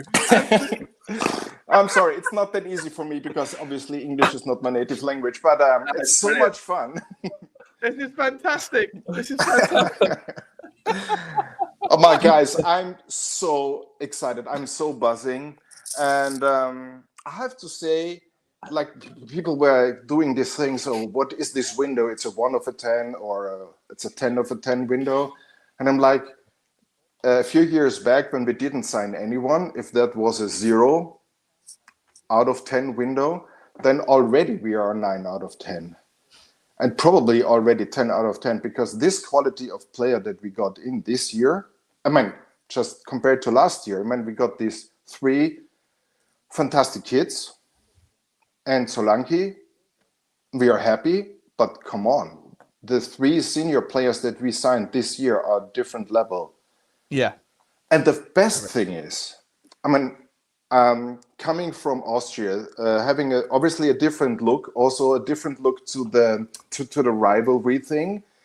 So I'm like, why am I bothered about Eze? We got a better player with a higher ceiling for less money. I mean, sorry, fuck you, Arsenal, and fuck you, Marinakis. And then our chairman, Sean, our chairman, he made it happen. Oh, I've got some company. Seriously, I've he got some made it company. happen. Good, and good. credit to him, because I'm not saying that I was not also critical, and it's fine to be critical, but what he pulled off here, it's 52 million pounds for that quality player. It's a bargain. I'm excited. I'm buzzing. It's an absolute bargain. It's an absolute bargain. But is it enough though? Because you know what it is, Alex, right? The people that are on the Levy out bandwagon, they're through gritted teeth. Like, okay, this was a good one. They don't want to give him credit. They don't want to give him credit. And so I heard it. If the summer ends today or like on Monday and there's no more, this will still be spun into, leave the you out. best window I had. If we I get beaten by witnessed. Bournemouth on Saturday, if we get beaten by Bournemouth on Saturday, I know what the narrative's going to be. You didn't give him enough. You didn't back him. Even though it's a one-off game, even though we beat City last week, content's got a content. Agendas have to agenda, Alex. And that's why I'm sorry. And that's about psychology. It has nothing to do with football. But I realized that I prefer watching your channel because you have a general positive outlook and makes me more happy. I'm also following the content of the other Furious Five, how I don't call them. And some of them are so negative. And then the comments are sometimes really, like super negative. And this is a downward spiral. I don't feel happy when I watch it, And I'm not saying that some of the arguments might be true. You like the metaphors, of course. If your girlfriend cheated to you for 25 years, if one time she stays faithful, is that enough to make it all up? Yeah, but Daniel Levy hasn't cheated 25 times, 25 years. There's the way that they represent it. It's settled science. It's settled science. He's been terrible for 25 years, and here's why. Let's talk about Gedson Fernandez. Let's talk about Jack Grealish 6 years ago. Let's talk about we could have signed Heung Min, but we got whoever it was instead, the Welsh fella. They just want to remind you of the reasons why Daniel Levy's made mistakes. They don't want to talk about the good times, and there's been loads of them. I've been a fan for as long as. But if you're honest, when he made this interview with Vini, saying that now he got the feel for winning, seeing 200,000. 250,000, 300,000 people on the high road celebrating the night after Bilbao, and he says he wants more. He wants to win the Champions League. He wants to win the Premier League, and everybody was like that, and look what he's done now. And it seems that there's still money left. And yes, if Lookman comes, if it comes to the tactical thing, I would have chosen Ake if because he's left-footed, and I think that makes sense. But what Blaine said before, that also makes sense. And then I realized I'm not the tactical specialist, so I'll leave it like that. But I think it's brilliant. The only thing I disagree with you is the sixth thing, because we have one of the greatest talents as a six in our club. We brought him in last year. He played more often than not as a central defender. Archie Gray did well. So why not, please, under the best coaches we have now, like coaches who really develop players, let him play in his original position? Is he there? I get your point. Going to Paris and let's say, I don't know, Palinia is booked and cannot play. He will grow into it. He grew into it when he was playing out of position. So why should he not grow into it when he's playing in his position? You know what I mean? No, I do. I just think that on that basis, I think what you have to do, you have to use games like tomorrow. As much as people might say it's a terrible idea, I think that he was right to be played against Burnley. That's what I said. What he did at Burnley with Burnley. Yeah, he played the 100%. three youngsters, and so I think it's right to do the same tomorrow. I think Bournemouth are a bigger threat. They're a very big threat. But if you want to see the best out of Archie Gray, you can't throw him in the deep end against PSG if he hasn't earned his spurs, so to speak. So tomorrow it would be a very good idea to give him or Berghvall or people like that a chance. And if at halftime it's not working, then you change things up.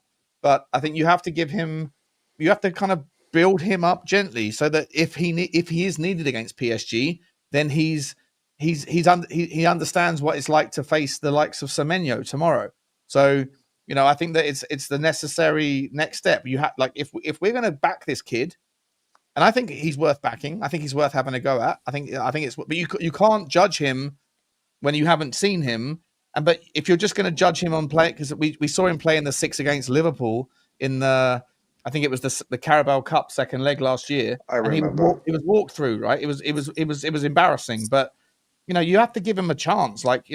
Like throw a toddler into the shallow end and then gradually build them up, right? You can't just chuck them in the deep end. And I'm not calling him a toddler, but if you understand my kind of metaphor, I just think that there's like tomorrow's the right time to give him more minutes. See how he does. For example, as I said, he did it against Burnley. It worked out brilliantly. Let's be honest. It was good. Sorry. Yeah, so I'm agreeing with you. I think he was good. Yeah. So, but I agree with you. Yes, of course. But bring him in. We have two good, like one brilliant and one young and upcoming number 6. And Palhinha is 30 now. I don't see why he cannot play for a couple of years. I think N'Golo Kanté was still in the French national team as number 6 when he was 35, 36 years old. So, I mean, if he stays fit, why not? He can do it. Yes, Gray's at number 6. And yeah, so I think with Lookman, and it would be nice to have a left-sided centre back, and if not, well, then we still have Ben Davies, and even though I'm not super excited about him, he never disappointed. I could not say that he really let us down, or, oh my gosh, we lost that many points because of him. I don't know how you see it. I mean, he's a versatile defender. He's dependable. He doesn't let you down. Yeah. So if it's not happening with Ake or Akanji, I don't care, or someone else, maybe. I mean, to be honest, let's be frank, despite the Japanese guy, Kota Takai. Huh? How's your Japanese English? Dozo. My Japanese English is very good. I actually do very, very well. Oh no, we're getting cancelled. We're getting cancelled. So yeah, we are not woke here. I like that actually. That was the only guy I had to Google. Like all the other guys I knew about. So it's great. So why not get another young and upcoming left-sided center back who can play also from the left? But I think Jet Spence, our newest member in the English national team, he was called up to be a left defender, I assume. Yeah. Or what do you think? Yeah, no, I definitely hear you. Listen, Coach Takai for me, I just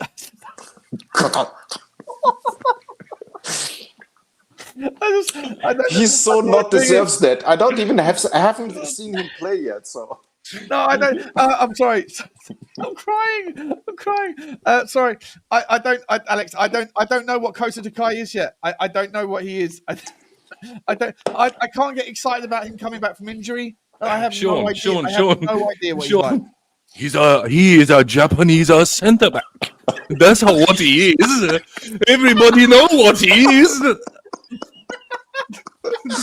Jesus, that's really brilliant. He's a football player. Oh no! I'm gonna go in the stream. What are we doing? Gosh, Drew, you're amazing. It's really great. We should do such a double conference. It's really great. I love it. I've been desperately trying to hold it together because I want to be respectful while you were talking. But when you came on and started doing your, you got to hold the stream for a second. Yeah, I will. When you came on and started doing yours, and then it's all gone. It's all gone. Fucking Pete Tong round here. I don't know what is going on, but it's been fantastic to talk to you, Alex. It really has. But it's funny, man. This is also one thing why I love listening to Jean's stuff, because it's most of the time it's the most funny one. Exactly. Right. It's not aggressive. It's not negative. But of course, if things are not running okay, of course you say it's not okay. Yeah, right. But absolutely. Generally, it's also I'm not following the chat most of the time. I'm just listening to it afterwards. So most of the time when he goes live, I'm not available. Yeah. But it's just such a fun mood around here.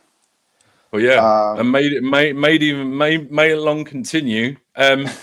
What do you? I tell you what. Let me. I'm going to put you on the spot, if you don't mind. I know we've obviously been talking about the likelihood of potential more players coming in. In your estimation, what is if the window closed now? Would you be happy with this, or do you think we need one more to make sure that we're all right and we're not going to we're not going to go through at least until Christmas or the New Year light. Well, if we have an injury crisis like last year, it's going to be tough anyways. Yeah. If Solanke and Richalison are out, then we have Tel left. I told him already last time. My German friends, big Bayern Munich fans, they always considered Mathys Tel to be a striker, not a left winger. And he was shoehorned there because Sané got injured back then. So it was not the reason. It was not the reason they bought him. And now, if the rumors are right, we are looking for a left-sided or a left winger still. That would mean that he is now our third striker, slowly to be built up. That's what I think. I have to admit, compared to last year, with the three kids that I had sometimes to Google and Solanke, and even before Xavi Simons, I was very happy with the transfer window. Because, I look back 1 year and see what we got.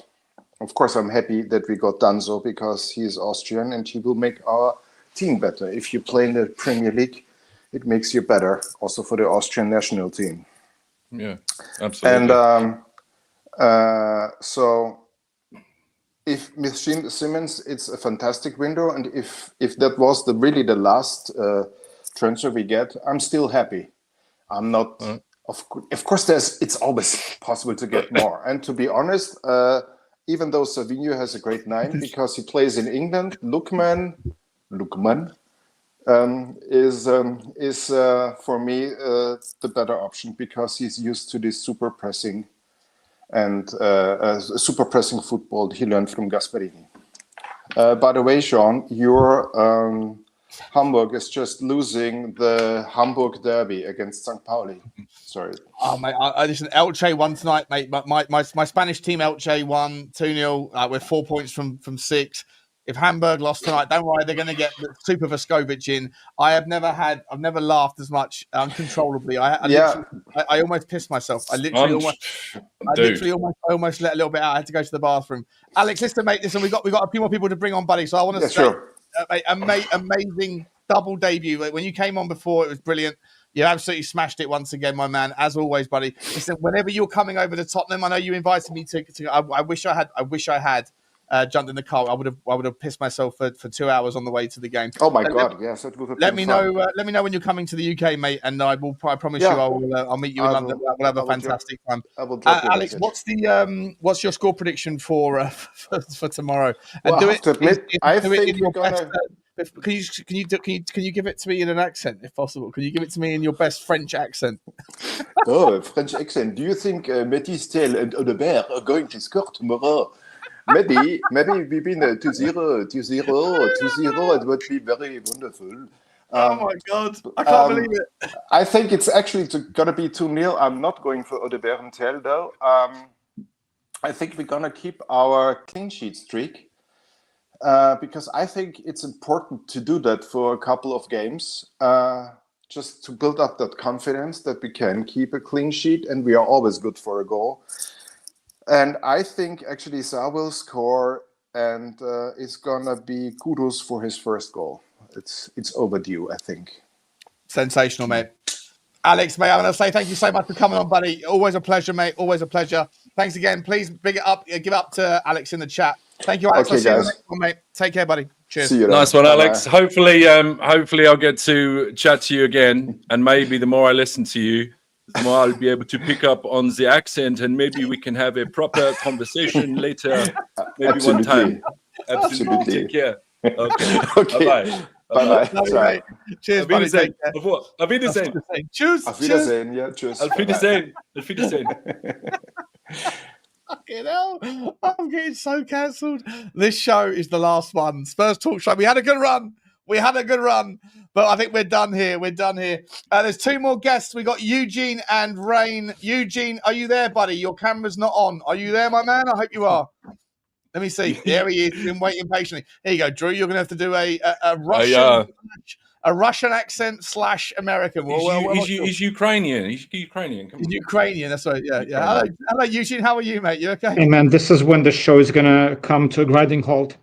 I feel like I'm following the headliner. Like if it's a stand-up act. Now, like I'm the guy who No, you're comes at the fine. very Mate. end when You're everybody's fine, mate. leaving. I've never. You know what?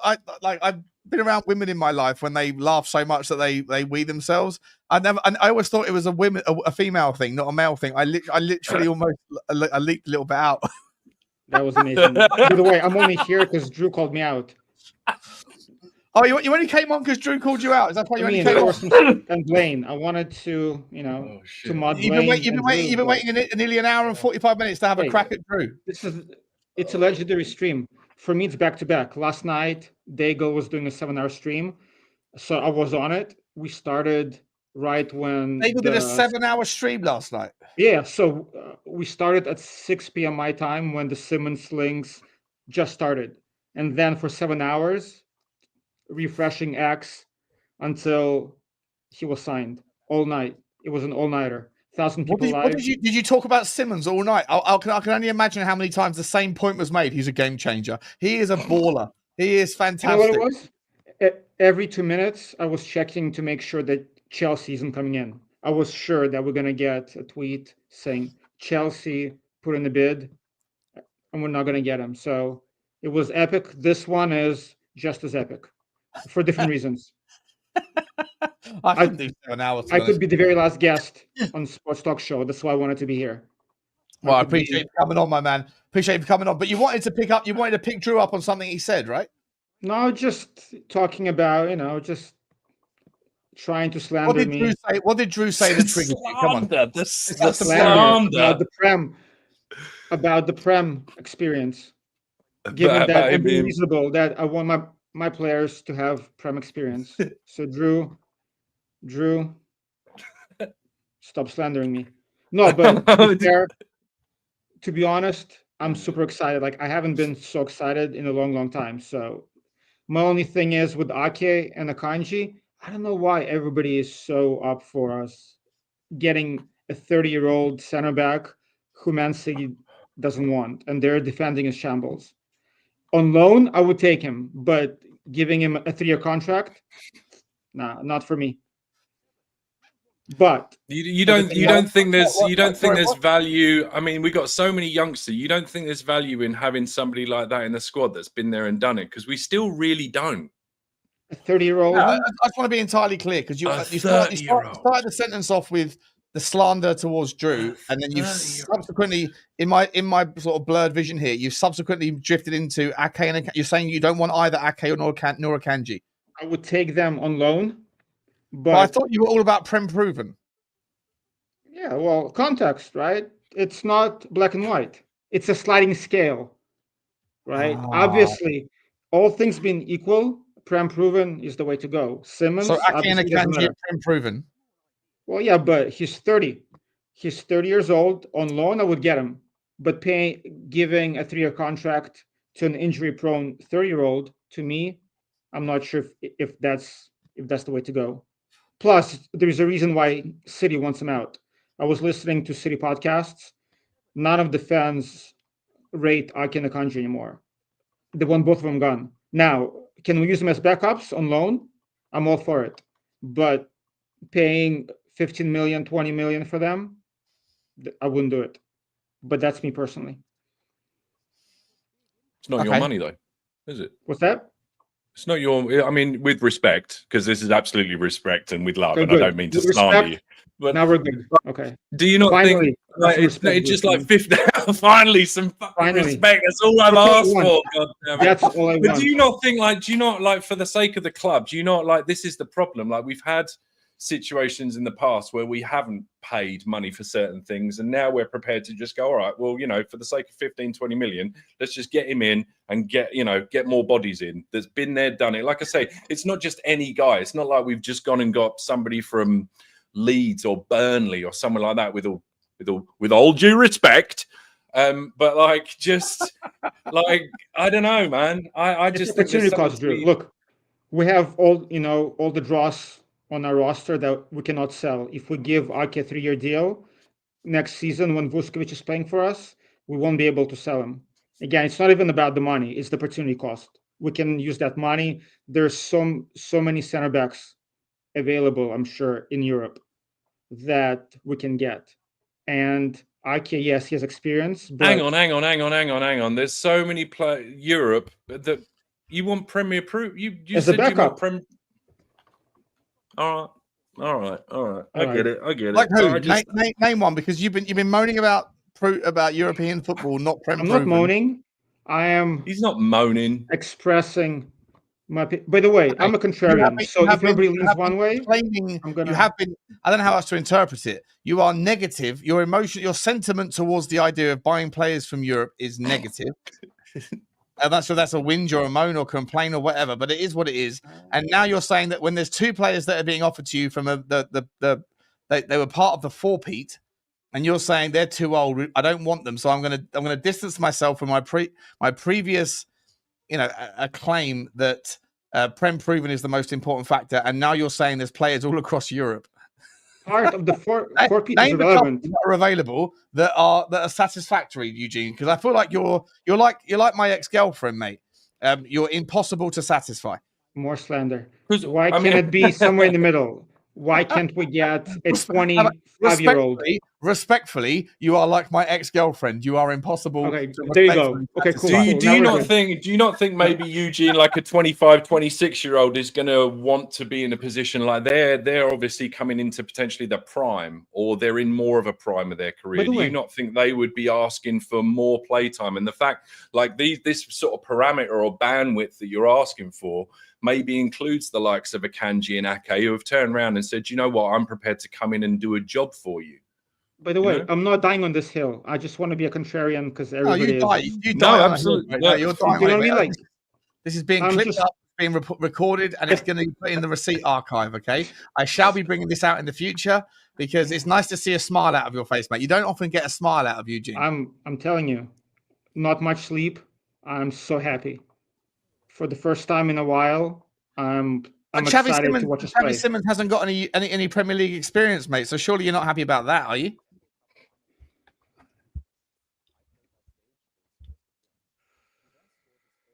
Look, all things being equal, Prem experience matters, right? That's all I'm saying. So I'm being intentionally misinterpreted, which is cool. I get it. Game is the game, but I'm trying to understand your point, mate, because we spend a lot of time in the WhatsApp no, group. my point was how this whole argument started. It was, I think, me and Perchy, probably like 5 years ago. Thing is, right, all the players that we've signed from France and Kudu, and Njai and all those ends from France and from, it's a big risk. Getting a player from Europe is a risk. All the numbers that they're putting up in Netherlands, it's a huge risk, as we can see from Troy Parrott. My thing is, if you can get a player from England with a proven, with a Prem experience, the floor is much higher than a player from Europe. All things being equal. Like a Nathan Ake or an Akanji. I mean, how about we go to, get a 45-year-old? I mean, everything is relative. I don't want 30-year-olds on the team. So how old is appropriate? I mean, 22 to 28. How about that? It's like Y Scout. Let's tweak the settings just to get the the perfect players. Yeah. Hey, again, I'm not dying on the Ake hill. That's fine. If you want Akanji and Ake, whatever, it's all good. It's not my money. It's just opportunity cost. Let me know in the chat. Ones and zeros, right? There's 800 people here. Ones and zeros. Should Eugene die on the hill? 1 if you think he should die on the hill. 0 if you think he should get off the hill and join a different. I want to find a different hill to die on. Again, I'm a contrarian. I'm going to find a different hill in a bit. I still haven't thought of it. No, but on a serious note, if we get Lookman, man, I haven't been this excited to watch us play in a minute. So if we get All right, Lookman, let me ask you. Let's change the chat then. How excited are you about Xavi Simmons? What do you think he's going to do for the football club? I'm not, a tactical. I'm not going to say I watched every minute, but I watched him in the Euros. I watched 2 games. I mean, what we're missing is flair. and he's he's got the flair. He's like a Brazilian who we have, he's like the Brazilian who's not a Brazilian. You know what I mean? The Brazilians that we have no flair. He's got the flair. He's got the passing range. He's a perfect 10 for us. So, and now he's still developing. I can only imagine where he's going to be in 2-3 years. So, are you worried? Are you worried he's a bit lightweight? Is there any concern about his physicality? Yeah. So, and that goes back again to the Prem thing. There have been a lot of technically gifted players from Spain, for example, who are great on the ball, but they were too light, right? They didn't make it. So in order to make it in the Prem, if you're like David Silva, you have to be a world-class player. He's got the potential. We'll see. But I was shocked how low his transfer fee was. Was it 52 million pounds?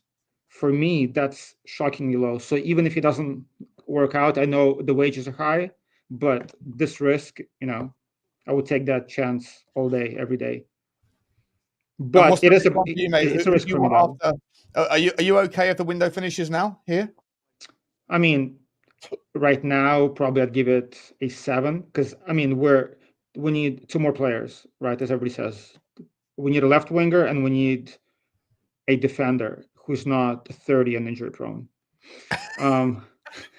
But like again, to be honest, yeah, 2 players. If we get a Lookman and the backup left-footed defender, it'd be a 9. That would be our best window since I followed Spurs. Yep. All right. And would you take? honestly, Would you there's no take? reason why we wouldn't get top 5 if everybody stays fit? My only issue is just given our track record, Romero, Van der Ven, Richarlison, we need to keep players fit, and that's the only thing that can mess us up. Sorry, Drew. Sorry. Yeah, just really quickly. Tall Tart in the chat says Drew reminds me of Carl Pilkington. Never happy. That's Eugene. Thank you very much. I'm very happy. No. What? What do you mean I'm never happy? I said I haven't been more excited. By the way, I had the shift from a crazy happy clapper from 2 years ago to being negative last season. It's a PTSD. Are you leaving in or leaving out, Eugene? I am a leave it out, but like you, I want to know who would come in. Again, when there were rumors of Jerry Jones, I don't want somebody like him because I know it's going to be worse. So I'm leaving out, but out means not necessarily leaving the club. If you focus on finances and lets football people do football things, I'm good, right? If we get Saudis in, I'll be happy, obviously. But if we get a hedge fund or an American hedge fund, I don't know if I'll be happy about it. Okay. Would you take Tomori if he was available? Yeah. Is that a caliber of player you'd? Oh yeah. But would you not expect someone like that to want to come in and? I mean, I guess that this is sort of an open question because maybe you do want somebody to come in and say, do you know what? I'm going to upset the apple cart a bit. I'm going to make myself number one. But like I said, right, we know for a fact Romero, he has a chronic issue, right? Calf issue. He's going to miss 30% of games. Van der Ven is a big injury risk. So we need a starting caliber center backs. Danso is one. I like Danso. We just need one more because Ben Davis, he can do a job for a game or two, but he's not the solution. So again, with the injury risk, we need one more starting caliber center back. Fair enough. Tomori, I like him. Anyone else apart from Tomori? Any names you particularly rate? I mean, I'm not sure. I mean, I know with center backs, I think unlike other positions, there are a lot of good center backs. Again, it's a super dry market, mate. Nobody. You think so? People can give over like a midfielder at this stage of the window. No one's giving up their best centre back. Well, at this stage, yeah. I mean, that's our issue is that we waited. No one's doing that, man. If there's top like a Lukumi, like Leone went early. Scalvini is not gone yet, but he's not going. Yeah, but Scalvini is going to be 70 million, 60 million. I mean, there's no real there's no market for it, mate. No, let me ask this. Forget. Well, rather than playing transfer sort of squares and circles, let's because I've got 2 more people to come on, and I've got to be updating off in You about. can jump anytime. So No worries. The Bournemouth game, mate. What's your score prediction? How do you see it going? Who do you want to start? Are you okay seeing like me and Archie Gray coming into the midfield to give him like we spoke about with Alex? Are you okay with that against Bournemouth? What's your thoughts? I think I actually expect to see Archie Gray. I want to see him play. If we want to rely on him in games, if Palhinha gets hurt, we need to give him some experience in meaningful games, right? I don't want it to be like last season where he plays right back, center back, and then Palhinha is out, and we have to play him at the 6. So him playing tomorrow at the 6, I think we can get away with that. I think I'm going for 2-0. I don't know how we're going to score. Maybe a set piece and Kudus. But I want to see Berghvall and Archie Gray tomorrow. Sarr, Archie Gray, and Berghvall. In the 3 at the top, yeah. On the left, who do you want to see on the left? You can't drop Johnson right now, can you? Yeah, I mean, yeah. Although I do want to see Wilson play more, because for me, he, in theory, just as a pure winger, offers more than Johnson. Obviously, he's not a scorer, but I just want to see more of him. The cameos, he'll look good, but I just don't have kind of a full picture of what he can do. I'm more than happy to see that, by the way, for 45 to 50, 60 minutes, whatever. Give him half the game. See what if we get 1-0 up early, we should be comfortable enough, and then see it off with Johnson later on. But I'm more than happy to see Odegaard start tomorrow. I think we've got enough to beat Bournemouth. I think they're good at home. They're not good away. They've got a massively weakened defence. So the question, you're saying 2-0, are you? The one question was, was that? No, go on. So one question. So let's assume we bring in a winger. Let's assume Lookman comes in. Yeah. Where do you see Tel? Because right now we have Lookman, Johnson, Odegaard, Kudus. Where? And then Solanke and Richalison in front. I see a struggle. Where does he fit in? I'm not sure. So that's a lot of money to spend on somebody who. I definitely think that Mathys Tel comes with that kind of Harrods Tupperware thing, where we're not going to loan him out because we paid a lot of money for him. Yeah. So he's going to have to fight for his spot. But listen, mate, we'll chew that over in the future, man. All right, sorry. Love you, Eugene, mate. Mate, always a pleasure, mate. Take it easy, Eugene. Take it easy, brother. Take it easy, boys. See you, mate. When you are someone that has a Russian-Ukrainian accent and you've also spent a lot of time in America, even Drew is too intimidated to try to mimic the accent, especially when Eugene doesn't. He's happy to call you a slander for absolutely. I can't. That's the thing. I was actually I was giving it a go backstage, but I couldn't quite. I can do generic Russian. Do you know what I mean? Like Russian criminal. I will cut off your balls and they will end up in bucket. We will bury them. Your wife will never see you again. This is how it is. That kind of vibe. We could do that. Real basic. Love it. Yeah, Drew, mate, you're a fucking stand-up comedian, mate. What are you doing on this channel? You should be on the comedy circuit. Let's bring in the penultimate guest of tonight. We got Rain, and then we got Chad. Let's see Chad the Bolt, my brother from another brother. He's out in Florida way, but we've got Rain here. Rain, we up to you, Rain. How are you, my man? Good to see you. Very good, thank you. We got 25 minutes. Sorry, just to cut. We got 25 minutes. Sure, I got to do my thing at 10. So just FYI's.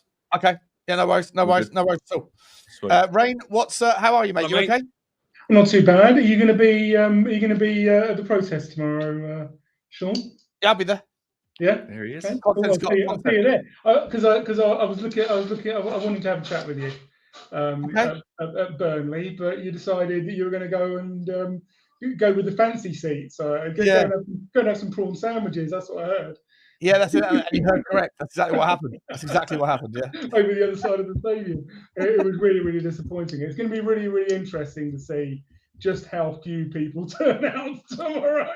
Let me just quickly. So you've got "happy clapping with gusto" as your tagline. Yeah. I'm pretty sure that I see in the comment section earlier that you were one of the people that were at the 20 man last week. Yeah. I was having a good chat with Connor and his dad. Right. You're part of the original leave. You're proper leave it out, are you? No. I don't believe it. Look, mate. I've worked in 5100s. I worked in corporate finance for all my career. Right. I know that there's a big difference between what's happening at Tottenham and what happens in the transfer market. And I'm not Levy out. I don't. And I've had a good chat with Lubo actually at the Burnley protest, and recently I had a chat with Stel on a stream, and the way that they approach the changes that need to happen, for me, is the wrong way. They start with the conclusion and then work backwards. And I'm very, very clear. Right? There are certain things that I want to see changed at Tottenham. The way that we behave in the transfer market is one. Getting deals done early, filling from the top with quality rather than from the bottom with young and promising. You know, is another fundamental that I think we've got wrong again and again and again. And this transfer window, admittedly, Simmons is late. I think we can all say it'd be better if he'd gone on the tour, or if he'd been here for pre-season. But the fact that we're getting kudos, I think that everyone is forgetting about the Palhinha loan. I think he is the game changer for our season. I think he is going to enable all of these players to do what they need to do. Rain, can I see you that and raise you? Arguably, people have forgotten how important it was to sign Romero to a 4-year contract, because I think that's given everybody the chance to take a deep breath, right? Because if he hadn't, and we still have that sort of looming over our head this season leading into next summer, that obviously causes maybe a little bit of difficulty, right? 100%. Yeah, I think the Simmons deal, getting the Simmons thing done today, overnight, whatever, has added such positivity into the fan base, and which will add it into the club as well, right? That you can't detract from getting Palhinha coming in and him just stepping up, signing Romero, and having a World Cup winner as your new captain after we've lost a legend in Sonny, signing Kudus and him hitting the ground running. All of these things are massive positives that I'm really keen. I'm really happy to that will hopefully make my trips to the stadium, which I put a lot of commitment into doing, that much more exciting, because I still remember the end of Conte. And it was absolutely toxic. It was horrendous being at the stadium. And whilst I was happy to go to the protests, what I'm not happy with is going into the stadium and not having a positive experience, because that's what I want to do. Yeah, I hear you. So in terms of Levy out, I don't want Levy out. I think I've said this. You may not remember this. I remember it because I wrote it multiple times. But I think he's a fantastic chairman. Chairman of PLCs are there to do 20-year views, long-term financing, long-term projects, long-term vision. I don't think he's a very good CEO, and I think you can see it repetitively when we've been without a good strong DOF, that we've faltered, and that's what's happened over the last 12 to 24 months when we've had the Paratici trough. We've had a bit of a blip. How much you sort of struggled to get out of his own? Yeah, absolutely. I think, all these people, he's doing this deliberately. I think he's trying to do his best, but what he does, and he did it sort of in the mid 2010s as well, and we had a blip after Mitchell. But luckily Poch managed to carry it through, because we'd already had the influx of great of promising players that Poch could pick up, the Delis, the Ericssons, etc. The Kane, Sonny, that Poch then picked up and ran with, even with those missed windows. I think Levy is trying to do his best, but we're not perfect, right? As human beings, we've all got our own individual, unique skill sets. We've learned of a very new unique skill set that Drew has today, right? And I'm absolutely clear that one of Levy's unique skill sets is not managing the transfer window. He very how much of the frustration with Levy is, in your opinion, is down to people who have an insular viewpoint on football? They only care about their club. The amount of debates that I've had with people, and I say, it's fine, you feel how you feel. I don't care how you feel. I don't care, right? No matter where you land, but I want to know how you get there. And when I investigate their logic, it turns out that they don't give a shit about the realities of finance in football. They don't care about Chelsea. They don't care about the advantages of the Todd Boehly takeover. They don't care that Liverpool, Arsenal and City and United and all those teams have got bigger draws. They don't care about any of those things. They don't care that Tottenham are not at the top of the pecking order, because all they care about is Tottenham Hotspur. All they watch is Tottenham Hotspur. All they think about is Tottenham Hotspur.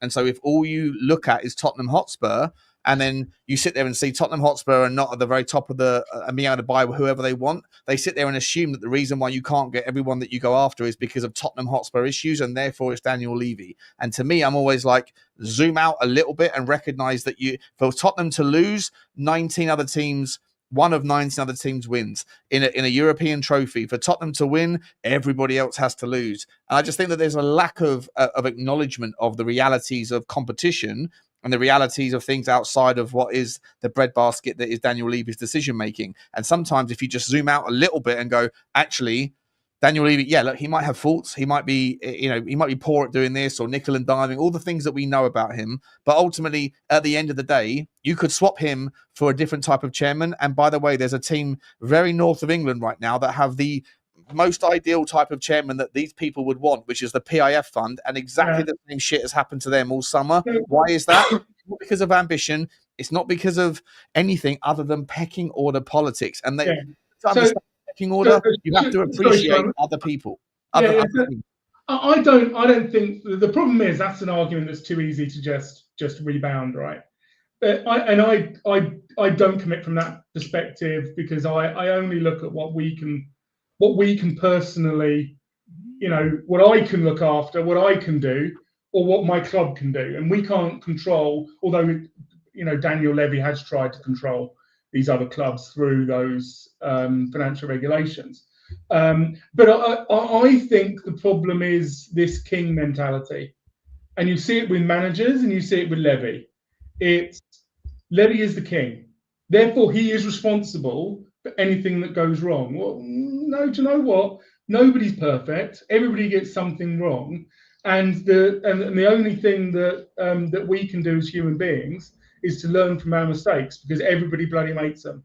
Einstein said, "Show me somebody who's never made a mistake, and I'll show you someone who's never tried anything new." Right? And he was a clever man. And it's the same with coaches. You see it all the time with coaches, with head coaches. Or managers. People still treat them as kings. They still treat them as the Alex Fergusons, the Brian Cloughs, the people who are responsible for absolutely everything inside the club. And they're just not. It's just not the way it works these days. It just really isn't. Frank has a link to the transfer team. The transfer team do what they need to do to get to identify and get players in. Now that means he has a dotted line, right? And most people think of organisations in the terms of the scale that they're used to, and most of us don't. Most of us aren't involved in the type of scale that we've been involved with. So they don't appreciate the level of organisational. They don't appreciate an organisational matrix that means that Frank can say, Frank can have that link with the transfer team, and the transfer team can be responsible. I do have a problem with the way that Levy does negotiations. I think we all do. I think it's quite clear that there's too much trend over what's happened. There's too much sort of, we don't get to see everything, right? But there's just too much clear evidence that the way that he does dealings is short-term gain, long-term pain. to a degree, but then he's also up fighting against this sort of thing, right? Which is just broken in the last 45 seconds. David Ornstein, Arsenal reach agreement with Bayer Leverkusen to sign Pierre Hincapie. Season-long loan, which is what we offered with Bayer, but plus buy option. Option, not obligation, option. Package worth 52 million euros plus 10% sell-on fee. 5-year deal upon permanent transfer. Set to travel this weekend for AFC Medical. Doesn't matter what Daniel Levy offered better terms than that. Daniel Levy offered better terms than that, and he didn't get it. Yeah, Because that player wants to go to a team that has a high propensity of winning trophies. That's not a Daniel Levy problem. In order to understand that, not you personally, but anyone that is Levy out needs to zoom out a little bit from thinking that everything that happens at Tottenham is down to things that happen within Tottenham. It doesn't work that way. This guy has no affiliation with Tottenham. He chose Arsenal. Right? So people that refuse to go, I don't care about Arsenal. I don't care about Liverpool. I care about Tottenham. Well, in order to understand why Tottenham are not perfect, you have to look at things like that and recognize the pecking order. Yeah, and in addition to that, this whole throw money at it is irrelevant. It really is. It's absolutely irrelevant. And I saw, it all came out with this release clause guff with Morgan Gibbs White, and people were like, well, we've hit the release clause. We're not shopping in Tesco. Morgan Gibbs, when we need to get a player, right? It's the player, and do you know what? Ange got this. It's the player who we need to convince. If we got the player on board, then everything else works. Player's the hardest part, though, Rain, right? Well, it would be, yeah, exactly. But that's the whole point, right? That's the whole point. And with Morgan Gibbs White was a really good example. We never had the player. We thought we've got the release clause, No. We had the player. We had the player. We had with Eze, we didn't have the player. With Morgan is what we had the player. Okay, with Eze, we didn't have the player. I don't think we did have the player with more. Well, we didn't. Something very suspicious happened with Gibbs White. We might have had a grip on him, but it slipped through our fingers. Right, it was like putty. We didn't get him in a container. But like with Simmons, we've done the right thing. What we done? We got him into Hotspur away. We put a mobile phone and Wi-Fi blanket over him. Yeah, lock the door, lock the windows, put the blinds down. Yeah. Like, you're in a casino now, bro. There's no clocks in this room. There's nothing. You ain't leaving until you make a decision. Sign on the dotted line or otherwise. You ain't leaving. No one's communicating with you, champ. And so with Hincapie, I thought that was going to be a great signing. But the reality is, he wanted Arsenal, which people can't understand. People can't understand that. That's the other thing. That's the other thing. He's gonna get more minutes at Spurs. I don't think these guys care. I think that's such 1980s and such 1990s thinking, right? These players know they're going to get 15, 20 games, and if the club wins a trophy, they're going to get it. They're going to get a medal. You think he's going to win a trophy at Arsenal? Well, I think he probably will. Yeah. I don't think he will. I think Arteta has peaked. Listen, Rain, mate. I'd listen. You're more than welcome. Reach out to me. By the way, reach out to me on DM. You're a very smart guy. I want to have more of a in-depth conversation with you about this stuff because I'm very intrigued. We have one more person to bring on, and we've got a round for show in about 15 minutes. So, mate, if you can message me on DM me on Twitter, whatever, or leave your number in the private chat, I'll message you. Appreciate you for coming on, buddy. Last question, mate. What's your? Yeah, we haven't had a chance to. Rain, what's your prediction for tomorrow? 3-1. 3-1, yeah. Yeah. Big up. Appreciate you, Rain. I'll speak to you soon, mate. Thanks, buddy. Take care. See you soon. Bye.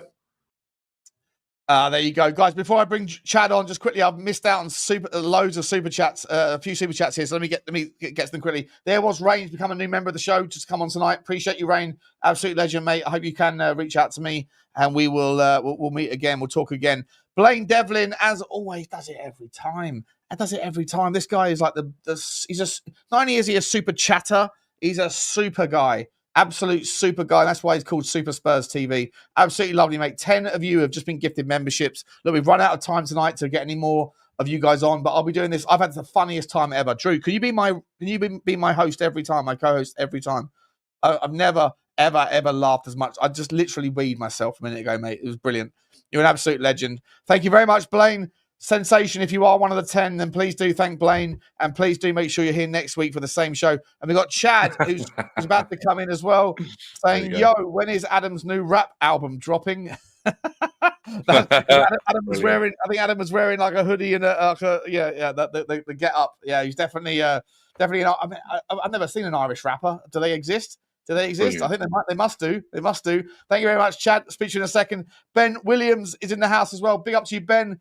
Appreciate you, mate, becoming a new member. Love you, buddy. And I'll see you soon. And then I want to be Drew's voice acting agent, says Brilliant. Chad There you again. go. We're going to find that in just There a you go. second.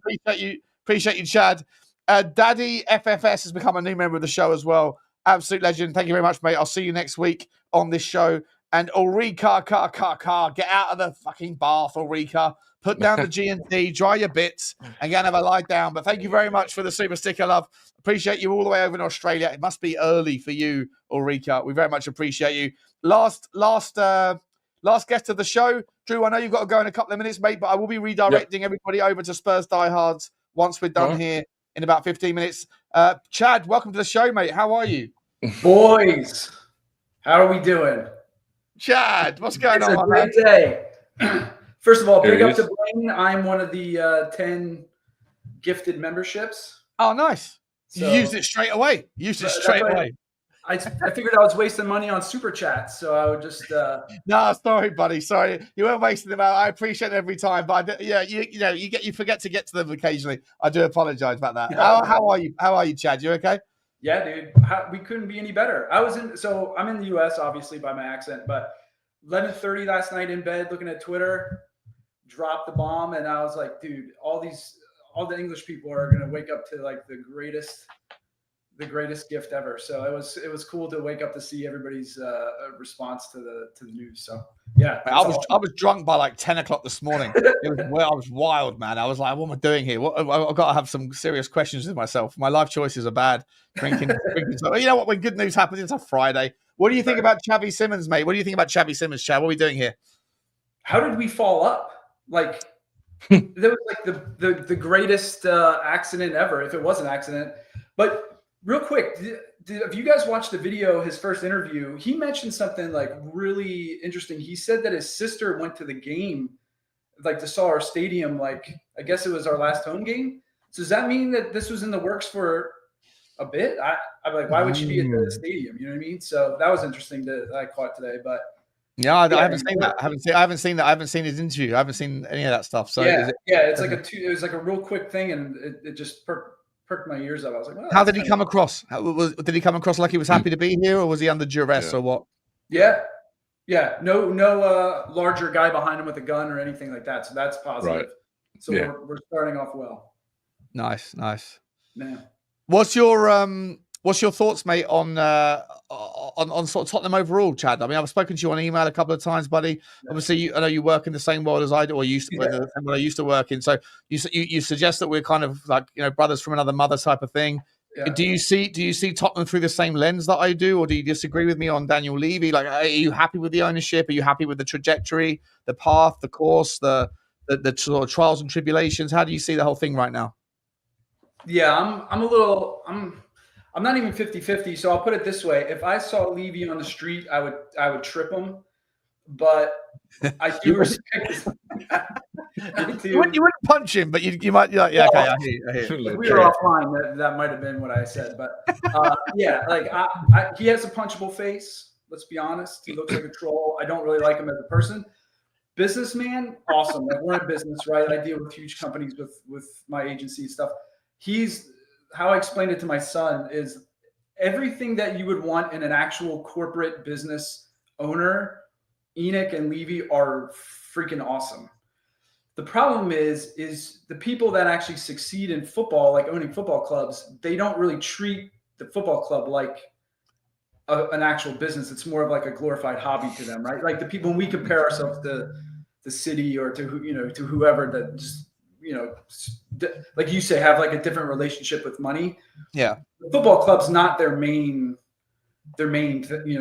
Yeah. Or at least their history is that they've been dealing with bigger zeros, bigger check, but like more zeros on the check, I think. Yeah. But if you take Tottenham and say it's a software company or something, Yeah. You buy a company at whatever it was, what was it, 40 million or whatever it was, and now you're in the billions. Like, you are the greatest investor. Like, that's incredible, right? Yeah, but are you ready? Like, look at the guy who built Uber, right? Mm-hmm. And he got sidelined, right? As soon as they IPO'd, and suddenly they were dealing in the billions, and they were a major company. Suddenly they were like the powers that be went, do you know what, little bro?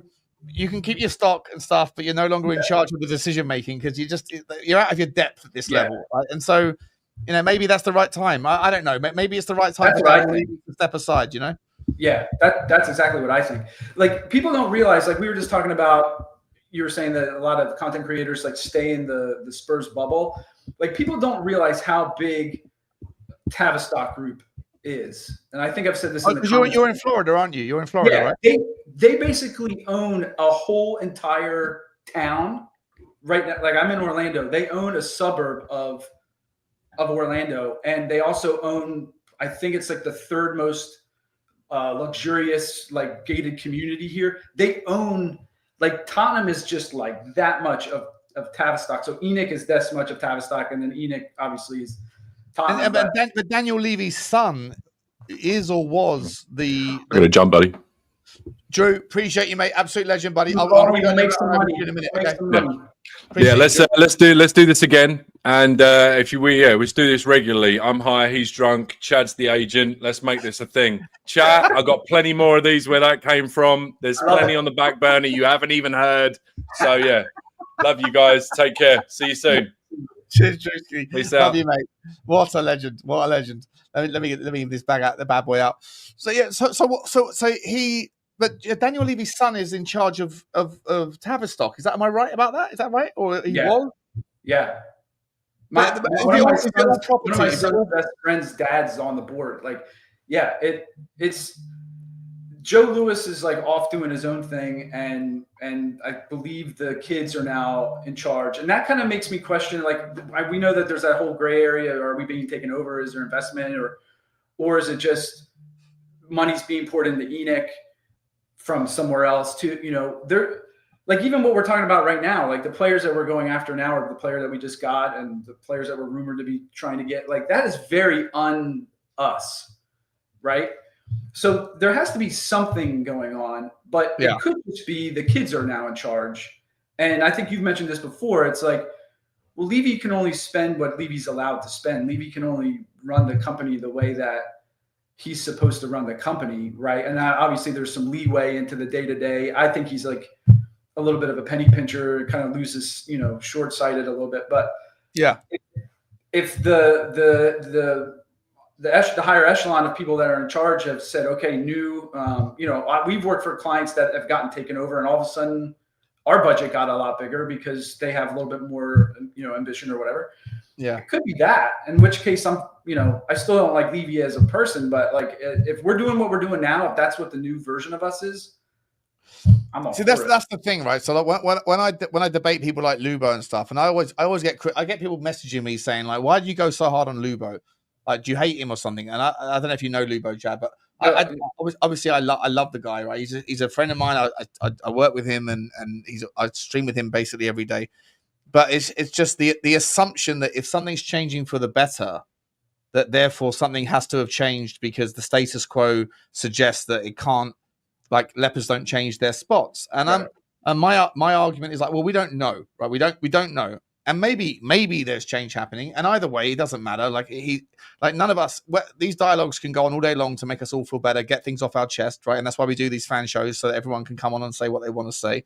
But in a nutshell, like, I've always believed that, and I think Daniel Levy has always suggested that the stadium was going to be a game changer, but these things take time. Right, it was the game changer. Wasn't that it was going to immediately mean that we were going to win trophies? That wasn't the suggestion. It was that it was going to create revenue to be able to compete. And we're at that kind of junction. And it took the same thing happened at Arsenal. Arsenal weren't a Goliath being able to buy Declan Rice's 20 years ago when they moved out of their stadium into the new one. It took them a few years. It took them, I think, 6 years to win their first trophy. It took 8 years. It took us 5. Right, so the reality is that these things are not immediate, and it's a slow moving ship. It's a slow turning ship. It's an oil tanker at sea.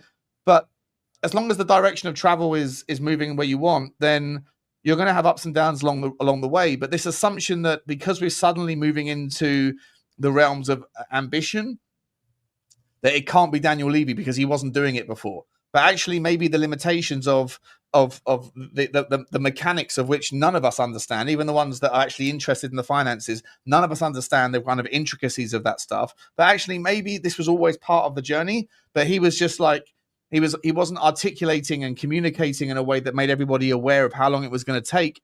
But there's nothing to suggest that this was not always part of the plan, and that now we're getting to that stage now where the money's manageable, the opportunities there. We've got rid of the deadwood. We're building through projects. We've pivoted to youth. And now we're just sprinkling in some quality stardust, and we're getting there. But again, there's going to be frustrations along the way. There's going to be mistakes. There's going to be competition. There's going to be things where you're gazumped. There's going to be things where you're little broed because you still have to participate in the pecking order politics of the world. It's the way the game is. But inch by inch, we're getting there towards being where we want to be. And then because we're seeing it now for the first time, there's this assumption that because it's happening now, that means it can't be Daniel Levy that's in charge. It has to be someone else. And I'm just like, I don't believe it. Like, it might be true, but there's no evidence to suggest that this wasn't all just a very long-term plan and that good things can happen with Daniel Levy. Yeah, like their timeline might be, well, not might, it is. I mean, clearly their timeline, 20 years is, okay, this is our 20-year plan. But to us as fans, it's like yesterday we wanted to have, the Champions League or whatever. But like the funny perspective as like an American, watching comments on Twitter and stuff about when, Beyonce rocks up to the stadium and I thought we were a football club. Well, like in America, and obviously America does a lot of things wrong, but in the sporting realm, that kind of stuff has been going on since the 90s. Like, so I'm a Philadelphia Eagles fan, right? And, we just won the Super Bowl and we're considered a very well-run American football club. Yeah. When they opened the new stadium, this was probably 20 something years ago. The very first thing was the summer tour of it was like Manchester United, Barcelona. The very next night it was Bruce Springsteen. And then it was like a bunch of stuff in the summer and then football comes in. Our stadiums, that is like a common. Oh, no. Yeah. I say this all the time. Like people credit Daniel Levy for being the innovator of this idea of like non-match day events, but it's like he just copied the American model. It's the greatest thing ever. It's like literally it's free money for a building that's not used 3/4 of the year. Yeah. American sports do that all the time. So when we started doing that, I was like, yes, dude, this is gonna. But just because Beyonce shows up, like I see comments, it's like, well, you know how much money we made on beer or the Beyonce concert? We could buy so and so. It's like, dude, that's not how it works. But if you have a little bit of a longer, tolerance, a time frame. Like, think about it this way. When we were talking about like, are we going to, get oil money? Are we going to be like join the corrupt team? I was saying this in the comments. It's like we have the greatest above board setup of any club in England. And then could you imagine if we just like dabbled in the dark arts a little bit? Like the reason why we didn't take a massive hit missing out on Champions League is because of Beyonce. 100%. Is because of all the other, NFL, right? rugby, all that go-karting, all that stuff. 100%. And you can lump in the hotels to that too. It's like, we're building. Yeah, but it's like, dude, if you look at it from 10 years from now, that's going to be generating revenue. Like that's what I go back to what I said. If you take them as like a businessman, why wouldn't you invest in something now that's going to produce monthly recurring revenue? Yeah, that's free money. But the only challenge to that, and I never hear the Levy outside say it. I'll say it on their behalf, is that there is a time expiration of value in being the new kid on the block with a pretty stadium. Yeah. Well, you won't be a pretty stadium forever, right? You won't be the best stadium in England forever, right? I know Everton just built their stadium. It's probably built to some degree with the same sort of intentions. But if Newcastle rebuild their stadium, they'll build it with all the same sort of ideas that we've done, and also whatever else that we haven't thought of. They'll think about the others, right? You look at Barcelona's new stadium. You look at Real Madrid's. They've taken the Daniel Levy model, the Tottenham Stadium model. At some point, you're not the shiny new toy anymore. And so there will be a sort of dilution of that value at some point, whether it's now, whether it's in 2, 3, 5 years' time. but that's probably why Daniel Levy's probably right to start to think about stadium naming rights now. Yeah. Because if you can lock a brand in for 20 years now, just as the kind of shine rubs off of the kind of, you know, all the glimmers isn't gold sort of thing, eventually it will start to shine off, and then you lock a brand in, and you're locking them into the value that you're currently presenting for 20 years, that in the next 10 years it's not going to be the same. Again, that would be business smart on his part. But Tottenham fans don't care about that stuff. They don't care about the long-term vision as much as it's important. And no success is built on short-term vision, really. I mean, you might have short-term momentary success, but what people really look for is sustainable success. And that does require a long-term vision. But in the instance, in the initial kind of in the minutiae, no one cares about that stuff because they're like, well, you know, I've been waiting so long, right? But it is what it is. That's the kind of gung-ho side of football, right? But even if you take somebody said in the comment, I think Effing Hell said it, like London, right? Okay, so let's just say Newcastle, you know, they're supported by a whole entire country. They're going to build the greatest stadium ever. They're still in Newcastle, right? Yeah. We're in London. It's like we have an NFL locker room, which I know everybody probably doesn't want to hear that, but the NFL is going to expand just as much as the Premier League is going to the NFL is going to expand. 100%. Right? So imagine if London gets an NFL team. Where are they going? They're going to be Tottenham's team. Everybody's going to be freaking out because it's not pure. But guess how much freaking money that's going to bring in to the club? Right? I think everybody at this stage, if people haven't realized, if the Tottenham fans haven't realized yet that a multi-purpose arena, a multi-purpose organization is good for what's good for the goose is good for the gander. If they haven't realized it yet, they won't realize it. So I'm sure that I've convinced everybody that watches my channel that all of that stuff that you're talking about, it's very good news. And I would encourage the NFL, if they do want to move this way. It's interesting because I think last week Barcelona were the first team in European football to be approved. They have to go to some other court first, but they're going to have a game in your neck of the woods, right? It's going to be in Miami. I think this season. Am I right? This season? Yeah, I believe so. Yeah. Yep. Yeah, so, and that's a slippery slope, right? That happens once, it will happen 100 times. Exactly. And eventually it will become a thing, you know, where in 10 years' time, you probably get of the 38 games in the Premier League, if 19 of them are at home, there's going to be probably 10 of them at home, and the other 9 are going to be in China or Australia, and you know all that stuff. You know, it's just the way the world works, I guess. Yeah, right? NFL playing 4 or 6 games over your way this year, and it started with one exhibition like a couple years ago. And how is that received in America? Does the NFL audience care? Do they mind? Does it piss them off that 4 games are being played early in the morning or whatever? No, well, it definitely is not as bad as it would be, I think, with the Prem being played a regular game over here. So like you got to also understand, like football is what is it, 16 or 18 games? I can't remember. But so it's like you lose one. It's like one home game you lose out if your team. So like the Eagles played in Brazil last year, and it was like an opening game, right? So we lost like a home game for that. So you played it's not just London. You play elsewhere. You play in Brazil as well. You play other places. Right? Okay. Wow. Yeah. I think they played 2 games in Brazil last year in Rio, but mostly it's in London, and all the teams. It was funny. So one of my daughter's friends' dad's the long snapper for the Los Angeles Rams, and I was talking, and I'm always wearing like Spurs stuff. And he was talking to me, and he goes, "Oh, have you ever been, to Tottenham Stadium?" I was like, "No, not yet. I'm gonna probably go over there soon." And then he was like, "Oh, they have a really nice locker room. Like he played over there. He told me all about it, and really he loved it." So, wow.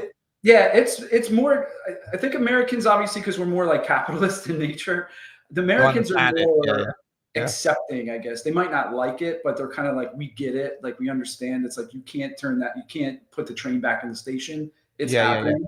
Yeah. I think the big thing is if Levy was just more likable and like talked more, or like at least, well, first of all, if he was just more likable and he had a better personality, and then on top of that, he communicated better to the people, like what we were hoping Vinay is going to do, I think that would make things way more palatable than the faceless corporation that doesn't really talk to us and then does perceivably like dumb stuff sometimes. And then when you don't talk to people, you leave them to their own things. And we know on Twitter and everywhere else, it's like a circus. Everyone just goes to like the worst case scenario. but also Twitter's not like the real world. And to your point in the protests, it's like if you just look on Twitter, and it's even like American politics. If you look on Twitter, you would get a grossly different view of what's happening than if you just like walk around and people are like, oh yeah, that's not that big of a deal. And you're like, oh wow, I thought everybody was like losing their minds over that. Do you know, the amount of times that I've received like the worst, the vitriol that I've received on Twitter, and then I go to the game, I go to a protest, and I get someone come up to me, some big guy, so like 6'6", he's stacked, and he says, "Oh, are you Sean Butler?" I say, "Yeah." He said, "Oh, I'm," and he says his Twitter handle. And I'm thinking, oh no, I'm about to get punched in the face by an absolute unit, right? And I say like, oh yeah, you always talk to me like I'm a piece of shit. And he goes, oh, it's just Twitter. Can I get a selfie? Yeah, right. And you go, this guy yesterday was calling me the worst things. You would never call it to your worst enemy. Right. And he said it to me, and then I meet him in person, and he doesn't like. It's not even. There's no animosity. It's just different. It's like there's just. Twitter is not internet muscles. It's not real life, you know. Twitter Twitter internet muscles. They just say stupid stuff, and because it's like nothing happens to them. So but it's crazy. So it's like at the end of the day, I think after the window closes and everything starts to calm down, we'll get some information that there's been some sort of significant change at the board level. But it could just be the kids are in charge now, and this is the new us. And either way, I'm totally fine with it. If this is how we're this is the new us. I'm totally. I'm fine with that. Listen, I'm always up for change. Change is a part of life. I embrace it. I'm happy to see it. I'm also okay, by the way, if it's not change, if it is status quo, but the status quo was always to have this slow drip, and we're just seeing the benefits and the kind of green shoots have now become mature, and we're starting to move in the right direction. And if so, I'm here for that as well. I don't care who's in charge of the club. I want to see good things. And I think that there's sometimes, if the idea of like anyone but Daniel Levy, I think it's an incredibly dangerous and short-sighted ideology. Look at people that I remember people saying, "Oh, look at United, they finally got rid of the Glazers." Well, they didn't, but they finally got someone else in, Sir Jim Ratcliffe, and look what's happened there. It's toxic, it's a nightmare, it's worse, right? And then that could easily happen to Tottenham. So I'll always say, be careful what you wish for. But at the same time, if there is someone that can come in that can do better, or if it is the same people and they have different ideas. As long as Tottenham can continue to go and scalp players like Xavi Simons and whatever else, I'll take the bitter with the better. Yeah. I understand where we are in the pecking order, and if you go after 10 but you grab 2 or 3, that's good enough for me. And then over to the manager to see what they can do. Let me just last couple of questions for you, mate, because we've got to wrap up soon. Around Tottenham specifically, Thomas Frank, how impressed have you been? Are you impressed? Are you happy he's in charge? What's your thoughts? I love him. So it was Glasner or Frank for me before Ange came. And I didn't know, obviously, like everybody, I didn't know a single thing about Ange. So I thought Ange was like entertaining, but obviously it's not sustainable. So I don't want to say he's Poch 2.0, but I am 1,000% for him. I love, I was telling my son this, every game we play, you're like, we could win this, like legitimately, we could win this. Like looking at our Champions League group, games. It's a good group, isn't it? We got super lucky there, didn't we? Super good. Yeah, but I mean, I think I said it in the chat in this a little bit ago. I don't think we're going to see the same midfield any back-to-back game ever. I think it's like we're not going to win every game, obviously, but what I will say is every game I'm going to go into it thinking we could, and we know we're going to give our best shot, right? And we know we're going to be set up at least correctly. Correct. He's going to get it wrong every once in a while, but like last year, we were we're getting battered. Yeah. But it's some games last year we sort of knew what was going to happen, right? Yeah. And I don't want to take away the trophy or anything, and I'm going to be kind of like the Grim Reaper here, but like we won the trophy in a woeful Manchester United side, right? We won it on an own goal and a Van de Ven flying karate kick. And I'll take it every day of the week. That's a smash and grab. I will, yes. But like, you know what I mean? Like, it's like, I have eyeballs. Like I saw what happened. So it's like, this is like way better, way different. I think if again, like if we're backing him, he's like the most competent, and like the coaching staff that he brought, like that's another thing. When have we ever done that? I mean, Ange was weird. Not since Poch, basically. Yeah. I think we gave Conte a couple of his guys, but one or two, right? Yeah, I mean, we just like robbed Brentford, and like that's not us. We took them all, mate. We took them all. Yeah. I think there was two people that stayed behind. One was the data guy. He's apparently subsequently joined, although it hasn't been announced. But apparently he's left and come to us.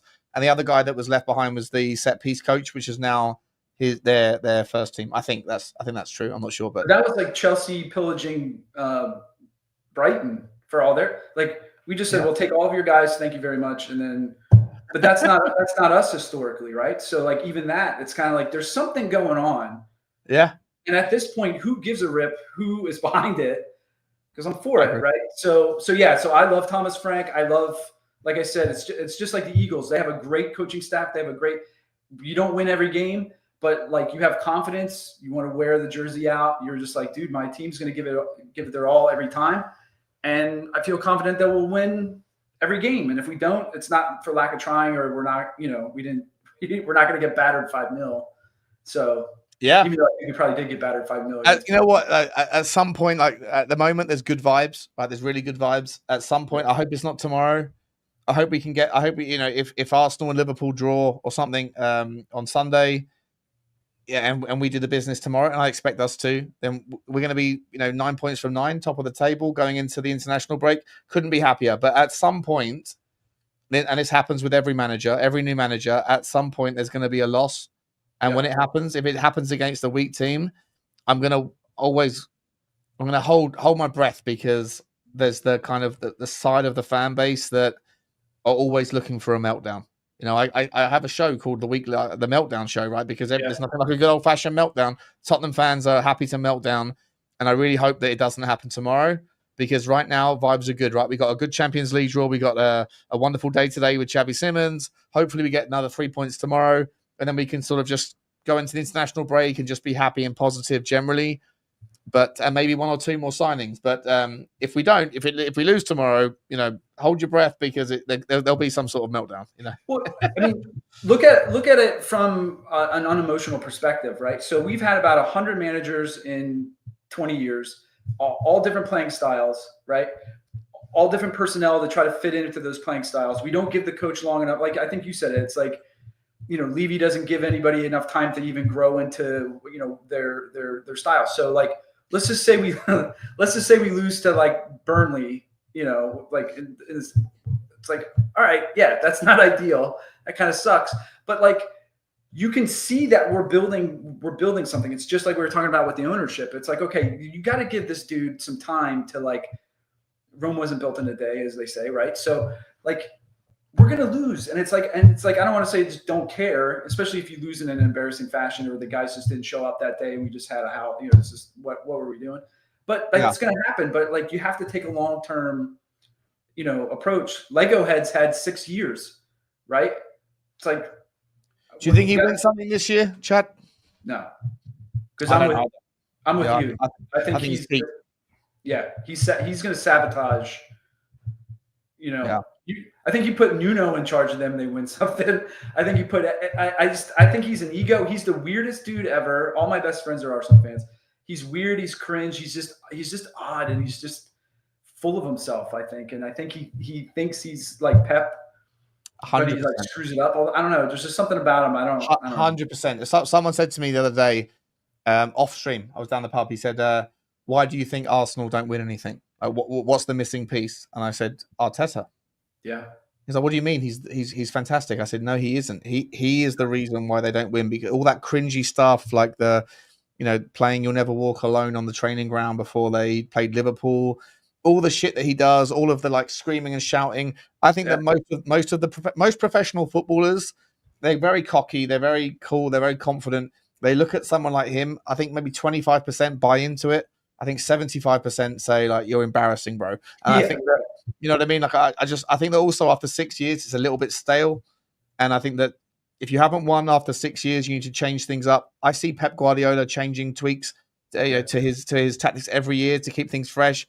Alex Ferguson, he used to change his things fresh for 3-4 years. Brian Kidd, Steve McLaren, all these guys, they used to keep changing things, because the same things being heard by the same people over and over again. And one of the methods, obviously, of keeping things fresh is to go through squad revolutions. some of your players might have heard it for 5 years, but the new guys have heard it for 1 year, so it's not quite as boring. Right. But I don't think Arteta is anywhere near as good as he thinks he is, and I think some of the stuff that he does is cringy. And I might be wrong because he's had a lot of money spent on him, and he's got a wonderful squad. But I just think he's peaked, and I think that Arsenal will end up sacking him at the end of the year. That's my prediction, anyway. Yeah, they have a saying over here that he has like main character syndrome. He thinks he's like the main, the main guy. And you can see like they deteriorated in their style of play. When he first was appointed, they were playing like Barcelona regen style. Like you're like, holy crap, they're gonna just oppress you, right? And then now they're like free kick FC. Like it's just like the dumbest, most boring. And I'm like, how do you have all those players and you've regressed to like the most dull Stoke City style? Yeah, people are thinking because they're 6 points from 6 that they're doing things. Let's be honest, like they were outplayed by Manchester United, who are absolutely shocking, and they beat West Ham. Yeah. Like, sorry, not West Ham. Sorry, it was they pounded Leeds. Leeds, yeah, who are going to go back down again. So like, let's not sit here and pretend like they've done anything magnificent so far. I think they're going to get beaten on the weekend. This weekend will be telling, right? Yeah, if they beat Liverpool and they beat them, and by the way, Liverpool aren't perfect either. Liverpool have got problems at the back, so I'm not sitting here saying it's like the sort of meeting of the monsters, even though they kind of are. I still think both of them are vulnerable, but I personally think that Arteta's done. And I genuinely do think that Tottenham, if they can get the next couple of days right, if they can win tomorrow, if the momentum can be carried into the international break, there's no reason to think that Tottenham have to set their sights on Europa League football or at best a 5th spot. There's no reason why we can't do a little bit better this year, because there'll be games where you can, if you're steady and you can get your points against the teams that you should be beating, and you're competitive against the teams that you probably shouldn't. They'll be taking points off each other. It's a very competitive league, and I think under Thomas Frank personally, man, Chad, I think we're in good hands, and I think that the ship is finally moving towards where we want to be going. Whether that is Levy, whether that's Lewis, whether that's Vivian Lewis that's put someone else, whatever. You're right. Things are changing. Whoever it is that's changing them, it doesn't matter as long as the change is for the better. And I just think that it's been a long time, but I think we're slowly getting there, and I'm quietly optimistic about Tottenham. Yeah. There's tons to be positive about, man. It might not have taken as short a time as everybody wanted, but it's like, what do you have to complain about right now? Yeah, not a lot. Maybe a couple of signings, couple more signings, Chad. Eh? Oh, hey, maybe tonight, late night Bamba again. Who knows? Chad, listen, absolutely sensational, mate. Last question for you, but by the way, buddy, I'm going to message you on email. I'll email you again, mate. Absolute dream debut. Love you to pieces, buddy. Thank you again for messaging me. I'm going to bring you on. I'll bring you on a panel show if you're okay with it. If you're comfortable, get you on a more regular slot, buddy. Absolute legend. Chad, what's you put there? Drew's voice acting agent. Love that. What's your prediction for tomorrow? What's your score prediction? I think 2-0 us with a Richie chaos goal, and then maybe like a razzle dazzle corner kick off of like Romero or somebody. Sensational, mate. Chad, thank you so much for coming on, buddy. Anything I need to plug for you, or are we good to go? Yeah. No, I'm good. Cheers, Chad. Love you, man. I'll speak to you soon. All right. See ya. Thank you. Ladies and gentlemen, please give it up for Chad. What a debut. It was sensational. Everyone that's been on the show tonight is absolutely sensational. I've had the funniest. I've been drinking all day, so you forgive me a little bit. But Chad was sensational. Everybody was sensational. Funniest thing I heard. Drew, what a host. He should be a stand-up comedian. Everybody was fantastic. Absolutely. Eugene, Adam, Blaine. Who else do we have? Matthew. Who's the man who came on at the start? I forget the guy's name at the start. He's absolute legend. My memory's gone all the way through to the end there. Absolutely sensational stuff. Alex as well, and Rain. There you go. Memory's still working, guys. Wonderful show. I hope you enjoyed it. Please do smash the granny out of the like button. We've got a couple of last super chats for you. Spurs OC has become a new member. Big up to you, Spurs OC. I'll see you on next week's show. But I'm definitely doing this every week because it's the funniest thing I've ever done. I've got to see what Drew. I'm going to throw Drew next week. I'm going to say, Drew, I need to hear a Eastern Turkish accent. He'll fucking nail it. It's absolutely sensational. Tot Spurs 63. Big up to you, Spurs OC Bio. Thank you very much, man. Tot Spurs 63. This has to be one of the best shows ever. I appreciate you, mate. Thank you very much. I'm going to the game tomorrow. Cool, buddy. I'll see you there. Come find me. International breaks are never kind to us, but the momentum will get us through. Come on, you Spurs. Tot Spurs 63. Come and find me. I'll be at the protest around 2:00. So come and see me there. And I'll get you on the stream if you want to come on. We'll do some content. A user 4872. I'll eat humble pie. What a phenomenal signing. Were you mad at the club before it? Yep, fair enough, mate. Love that. Respect to you. Respect to you. We're all positive. We all want the best things for Tottenham. Big up to you. Thank you for the super chat. And Yid Army W9P is saying, is Simmons built for the Prem? Is he big enough? I think it's a fair question.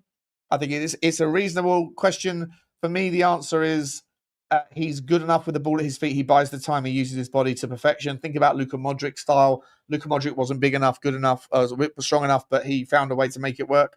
I've got no concerns about Xavi Simmons, none whatsoever. I heard Tim Sherwood talking absolute bollocks, by the way. Tim Sherwood on Sky Sports today was talking absolute bollocks, like he always does. That geezer is a muppet, an absolute muppet when it comes to takes on Tottenham, in my opinion. But shout out to him. He's making a good living for himself, so good luck to him. But he's a muppet. Anyway, let's go. I'll leave it there. Guys, ladies and gentlemen, thank you very much for everyone coming on. Was Modric built? No, he wasn't. Fuck the process. There's effing hell. I'll be there anyway.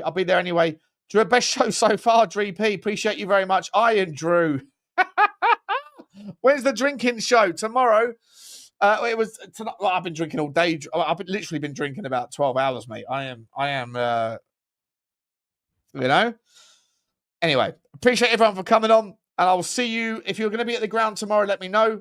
Message me DM me on Twitter. Message me, SeanButlerTV@gmail.com or SpursTalkShow@proton.me. Message me, let me know. I'll be around the 2:00 protest outside the Sports Direct, I think it is. And I'll be at the ground. If you come and find me, let's have a beer. I'm not driving. I am getting the train again tomorrow. So it's another day on the booze, just the way I like it. Like, subscribe, and comment. I'll see you tomorrow. Come on, you Spurs. Come on, the Spurs. See you tomorrow, guys. Bye.